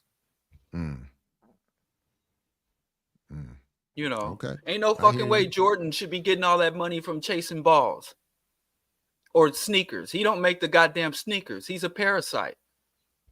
You know, but for whatever he get for chasing balls, let him have it. But from basketballs and the floors and the arena and the promotion and all the other effort that goes into creating that stage for him to chase balls on, I don't think all those other people were fairly compensated. They were denied their earnings so he could generate profits. Profits are thefts. Profit is nothing more than stolen labor and efforts of another person. Speaking of theft, don't thief nobody away from their energy. I have learned to temper my feelings and enthusiasm when I offer criticism. Engage and listen versus trying to win. That's some bars for Diallo. Stop trying to win all the time. Manny says, I don't know. I will not let someone talk to me crazy. I will probably still hear the statement. It might sink in later, but there 100% is a line. someone having an attitude or whatever doesn't cross that line. I mean, again, I think y'all both will agree. Like somebody say something crazy to you, the crazy part you're gonna listen to. You're probably not gonna hear Define the other. crazy. That's relative. No, well, again, I said something crazy to you, so that means it will be what you think is crazy. Right, but so talking to somebody start someone talking to you crazy is relative. Yeah, okay, that's the point. But you determine what's How do crazy. you know Like what any individual's crazy definition or interpretation what your definition is, how you Yeah. define how someone is, because she's saying, or Manny is saying, what is I think that was Manny's comment. Yeah, but yeah, what Manny, they're yeah. saying is it's how you define crazy when it comes to how people are talking to you. So for instance, if you said something and that was perceived as a criticism and somebody said, I look forward to seeing you. Right. You might define that as being a crazy overstep. I define that as a threat. Yes. So then the question, so there it is. So that's your, crazy, threat, I think are the same category. I don't think so. Well, I think in the spirit of the comment, in a metaphorical way, yes. In the spirit of the comment meant somebody who says something to you that is out of pocket, out of line, inappropriate, over line slang. stepping. Come on, Diallo, come on, man. He knows slang. He just like to argue to win, like the other person said. I'm not arguing to win. You are, but you know what crazy mean. If someone versus talking crazy to them, to me, are two different things. I think there's a lot of crazy shit people can say to somebody without threatening them or making them feel as though they're being. But I think a threat counts as part. It's of crazy. Crazy. That's crazy. But okay, all right. To me, no. I people talk crazy to me all the time. I can live with that. I don't live with threats. I don't. Diallo, you wild. Like you wild. Don't threaten me or mine. Right, but that's somebody talking crazy. I'm trying to tell you. Like Elon, I said, I got homeboys that talk crazy to me all the time. I got relatives that talk crazy. What you define as crazy. Diallo. You just said crazy is relative, so what I mean is relative to you. So what you determine as crazy might not be the same thing somebody else. Crazy and but the ontological issue there is it's out of line. It's going to get a response, and if you don't want that response, then don't do it that way. All over the place. But a threat is something that is specific and can be defined, can be litigated. Talking crazy, that's relative as hell. There's lines all over the place. No, well, I just want to be clear that when person's line, I just want to be clear that when what I'm saying though, and how I interpret the comment is that when someone threatens me, I would describe that to somebody, even themselves, as them talking crazy. You're talking crazy. So you're talking crazy. So that's how I took. That's all I'm trying to say. I interpreted it that way. And what I was really trying to get to is that one struggle though, and a contradiction I think all of us are dealing with it in a variety of ways, unfortunately, is yes, we can say we won't tolerate that, but then what does not tolerating it mean? And to what extent do we mean we won't tolerate that? Because does it mean we will still work in some vague associated way with somebody, in some perhaps LLC venture with somebody? Would we then pop up in a virtual breakout room with that person and not engage the fact that they were threatening to me or to someone? Does it mean, what does it mean to not, and I'm, in other words, what does it mean? And I don't think that's an answerable question right now, but what does it, I'm saying, what does it mean? Well, all right, well then what does it mean to not tolerate something when it has happened? You expose it, you isolate it, you expel it. Just like anything else. That's what mucus does in the body. You engulf it and you expel it. That's my position. What we need not to expel is the power. If I can't remove the threat from me, I will remove myself from the threat. And yet, it's never been complex. And yet, here we all are, Diallo. I can't believe you're not seeing. I think it's a process. Go ahead. I think it's a process. Both are not acknowledging that even when you say those things, they don't mean it happened immediately. It's a process. So, fair enough. Black power is loosely defined. That was part of the criticism, which is true, which is relative, needs not to be relative on a group platform. So I agree. Because the utility of combating liberalism, the context of formation is about how one handles themselves within groups. So it doesn't have to, I agree, it doesn't have to be organization, but even with hair, us three, it actually, can be in liberal. that context, I don't, if I'm not sure I understand Ricky's point, but if I understand yours, I actually don't agree with that. If the reference to be used is Mao, we have to understand that Mao was talking about the context of a party and an organization, not some loosely ill-defined media group that is legally an LLC. I hear that's that. That's very different.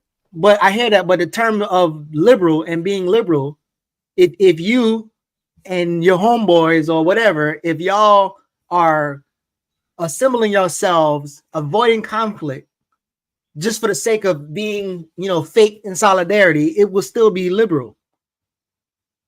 So it doesn't matter if y'all in an actual organization or not. It's that if y'all are in some type of group, some type of job, some type of whatever, if it's a setting among y'all and that's happening, then yeah, I don't think liberalism should reside at any place, in or out of organization, any type of collective or whatever.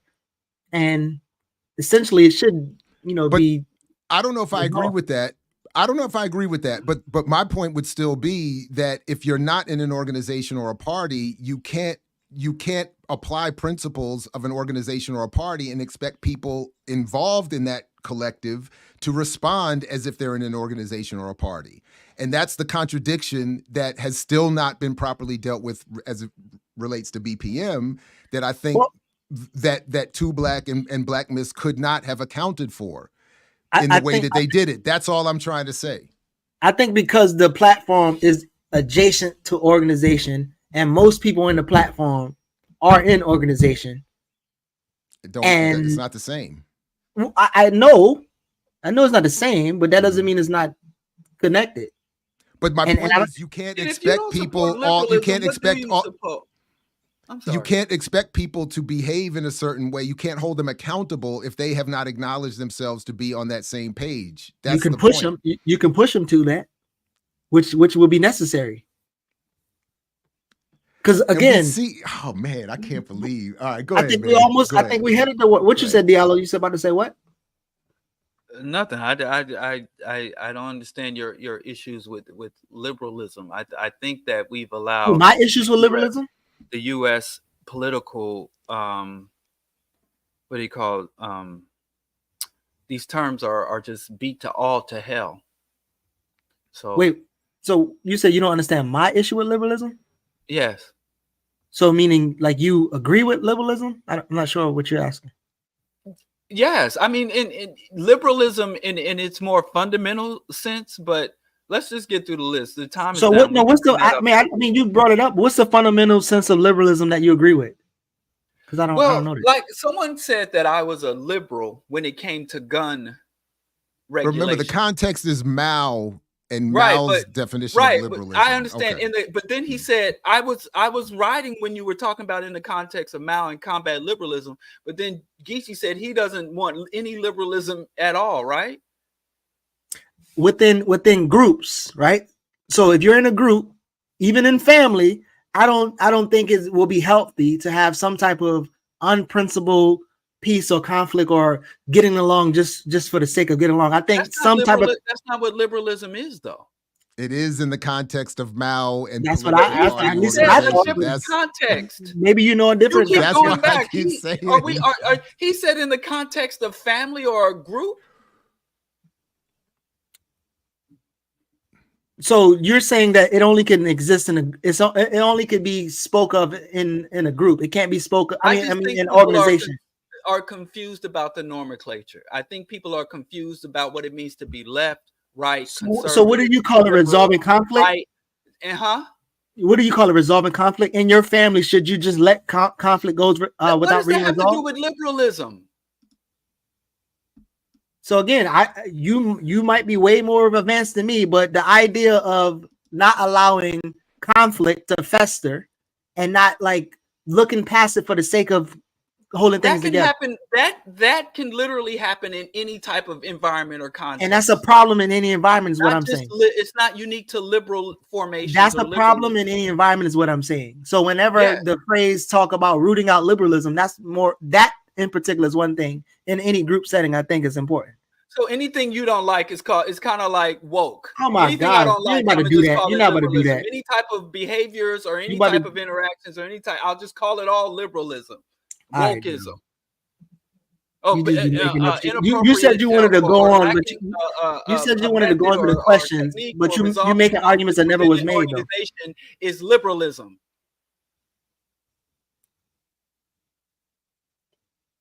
It's woke. Okay, let's move on. You do know this is recording, right? So if this recording, that means anything that you said, I said, that people can look back and see nobody said that. You're just pulling shit out the sky again. Okay. Because if I said anything I don't like is liberal, that's some I wild didn't shit. say that you said that. I'm saying You that's literally basically just said anything I don't like, I'm gonna just call it liberalism. That's literally I'm sorry. word for I'm not word. directly quoting you when I said that, but based on what you said, the things you described that you then called liberalism, I'm like, okay, it seems like, but okay, it's recorded. Let's move on.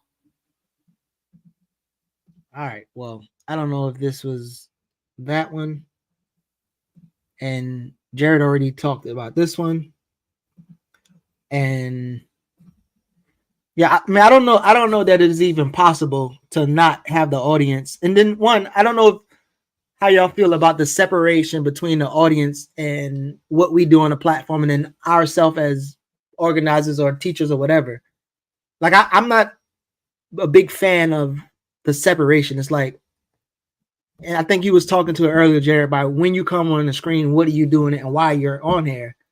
Like, just as well as I need to resolve internal contradictions and organization contradictions and community, it'll be the same thing. So I don't like to separate myself from the audience per se, because I don't even know if I like the host audience thing. Like, but in terms of the conflict, there's no way for it not to be public in a way, because either everybody involved has already made it public, or the main conflict or the main people who are revving up the conflict are already doing their shit.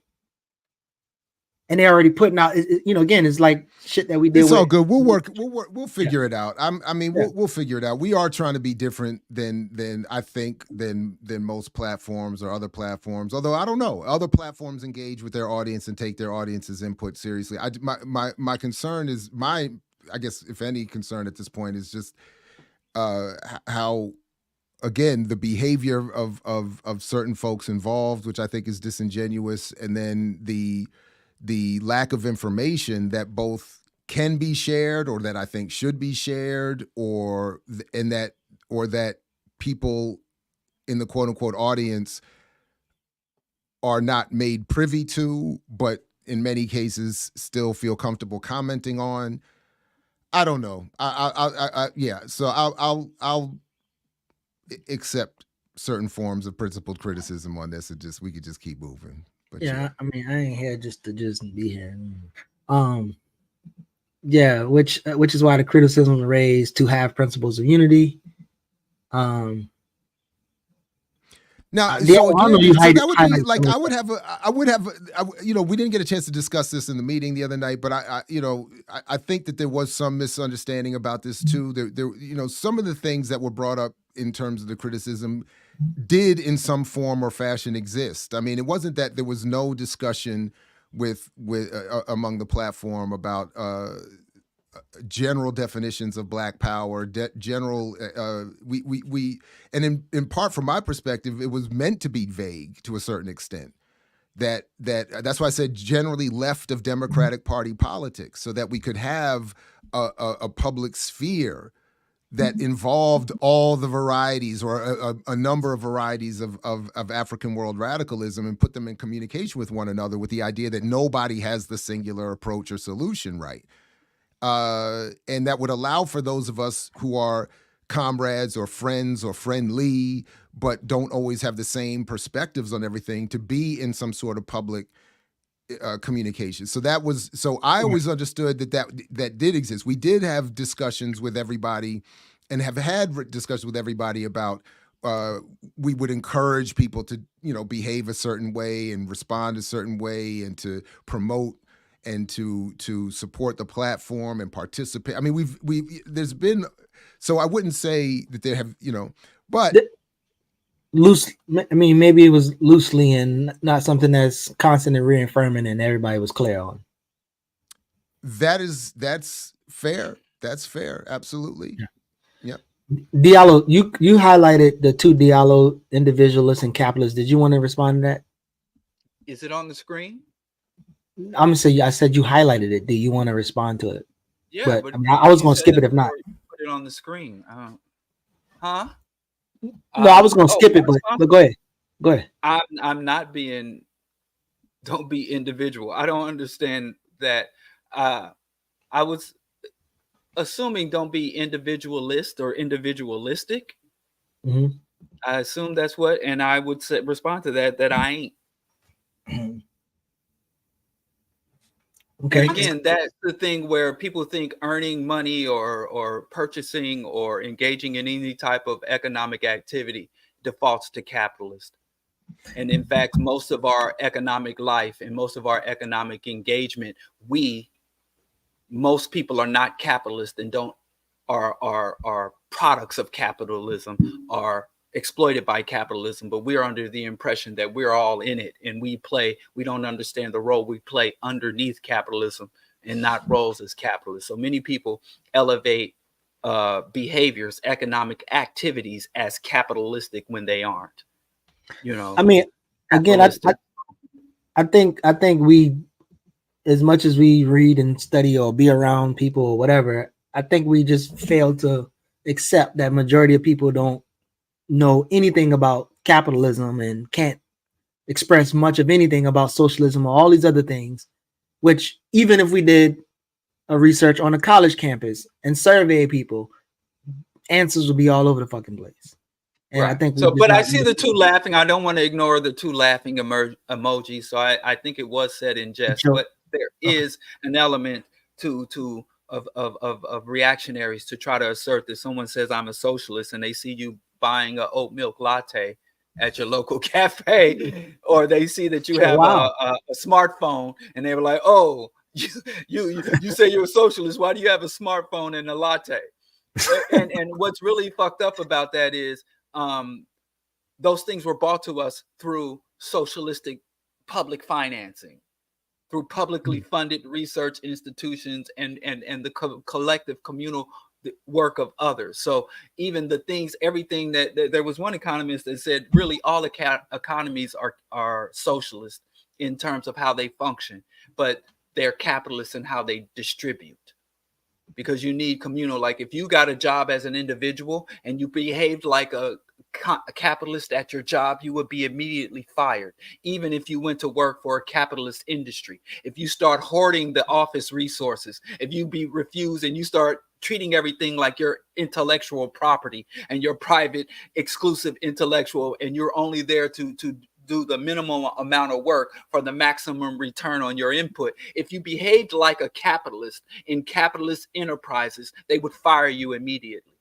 So they want you to be socialistic, not socialist, but they want you to be social. They want you to share your ideas and resources. They want you to sacrifice. They want you to be able to limit your expectations of compensation, all this shit that they ask you to do, so that the elite can engage in capitalism. So please, I know it's a running joke, but I think that there are a lot of people who out here who believe because they got a barbershop, they're a capitalist.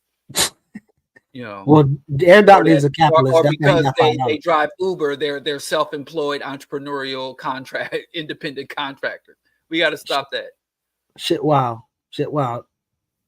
Stay tuned to Air Doctor's mix and his capitalistic $5.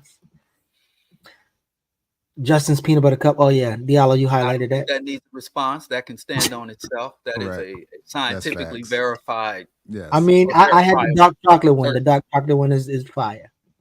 Shout out to Justin, whoever the hell it. All right, $10. Since our research keeps intersecting recently, Dr. Jab, what are your thoughts on Paris's "The Devil Made Me Do It" Oh wow. What's that versus Public Enemies? Black Panther of What- hip hop. So Wait, who?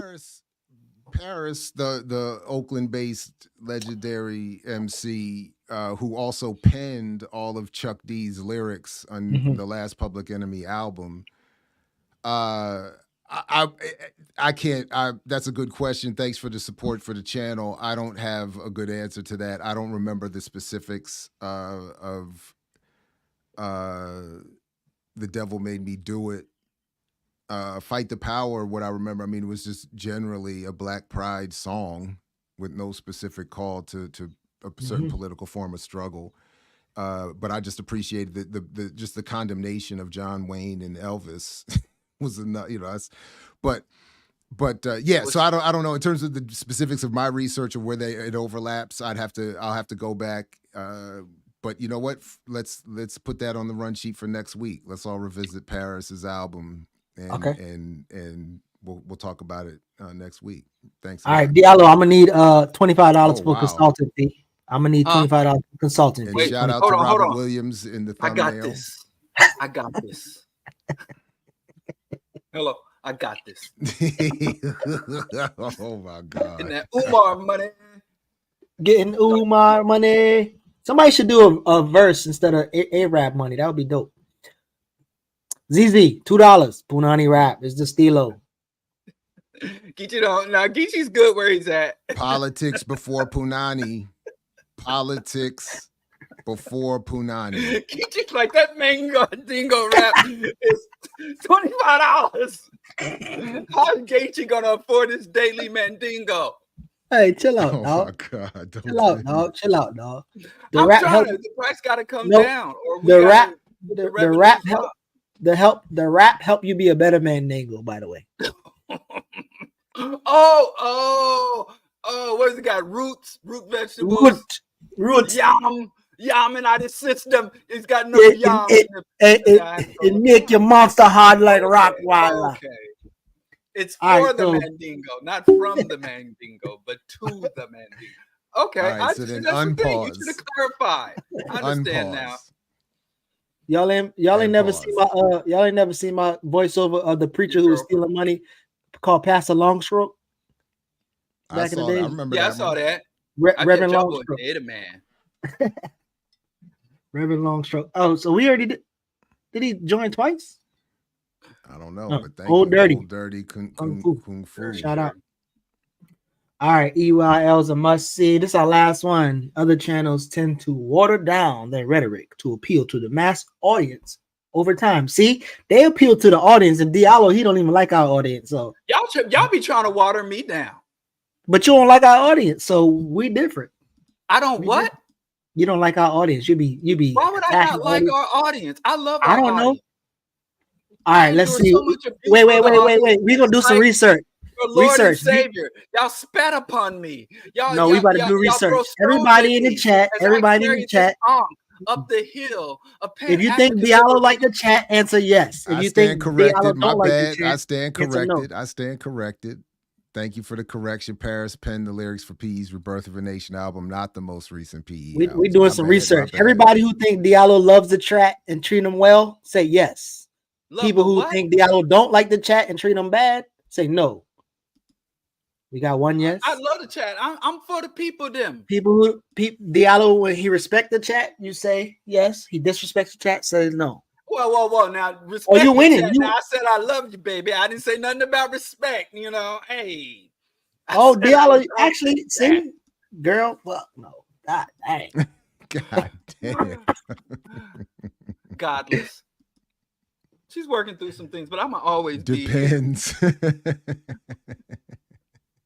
You know, Godless Crew is like that girl in the fourth grade that knocks your pencils off the desk and balls up your paper when you try to work. You know how they don't know how to show their affection, so they communicate it through hostility, just acting out for attention. But that's okay. So you get punched when they love She's you. lashing out for attention, and I understand it. And listen, Godless, it'll be all right. We're gonna make it through to the other side. Diallo, you won. You won. The chat said you love them. I think people can feel it. They can feel the results radiate. The results are in, and you are the father. All right, good people. Let's see you boys later, man. We good? Yeah. Come. Hey, listen, like, share, subscribe on your way out, everybody. We were well over 800 live today. Thanks, everybody, for coming through. Appreciate you. And those Are we who really see closing? Because I got to work on taxes today, and I could sit here forever because my wife keep peeking in through the door. Well, I'm gonna leave. go out there. You You sure all that's can nothing stay. else? Hey, can you buy us one of them 19 keys headbands? Huh? You getting them when you get your taxes in? Can you buy one of them 19 headbands for me? I'm gonna be Owen. I'm gonna be broadcasting from one of them jail phones. I'm gonna take a fat nap. Like my Please, daughter man, says, I'm gonna take a fat nap and be slumped. Gosh, I want to stay. As long as I'm here, I'm like, what could I do? I'm hoping to stay on the air till she finishes all that paperwork.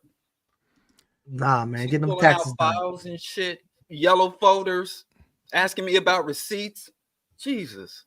How many lattes y'all got on it? Is it expensive? Oh, I got a new vegan product. I got a range top steamer, right? So now I got a manual press. I got my Breville grinder, and I went out and got a bag of that unicorn blood, which is a cappuccino dark roast coffee. Don't ask me why they call it unicorn blood, but it's very strong. And I cut that. I step on that with a little that dollop dark roast beans. So tomorrow coffee day gonna be litty. Damn. So if you ever want to come through, unicorn blood coffee. Yeah.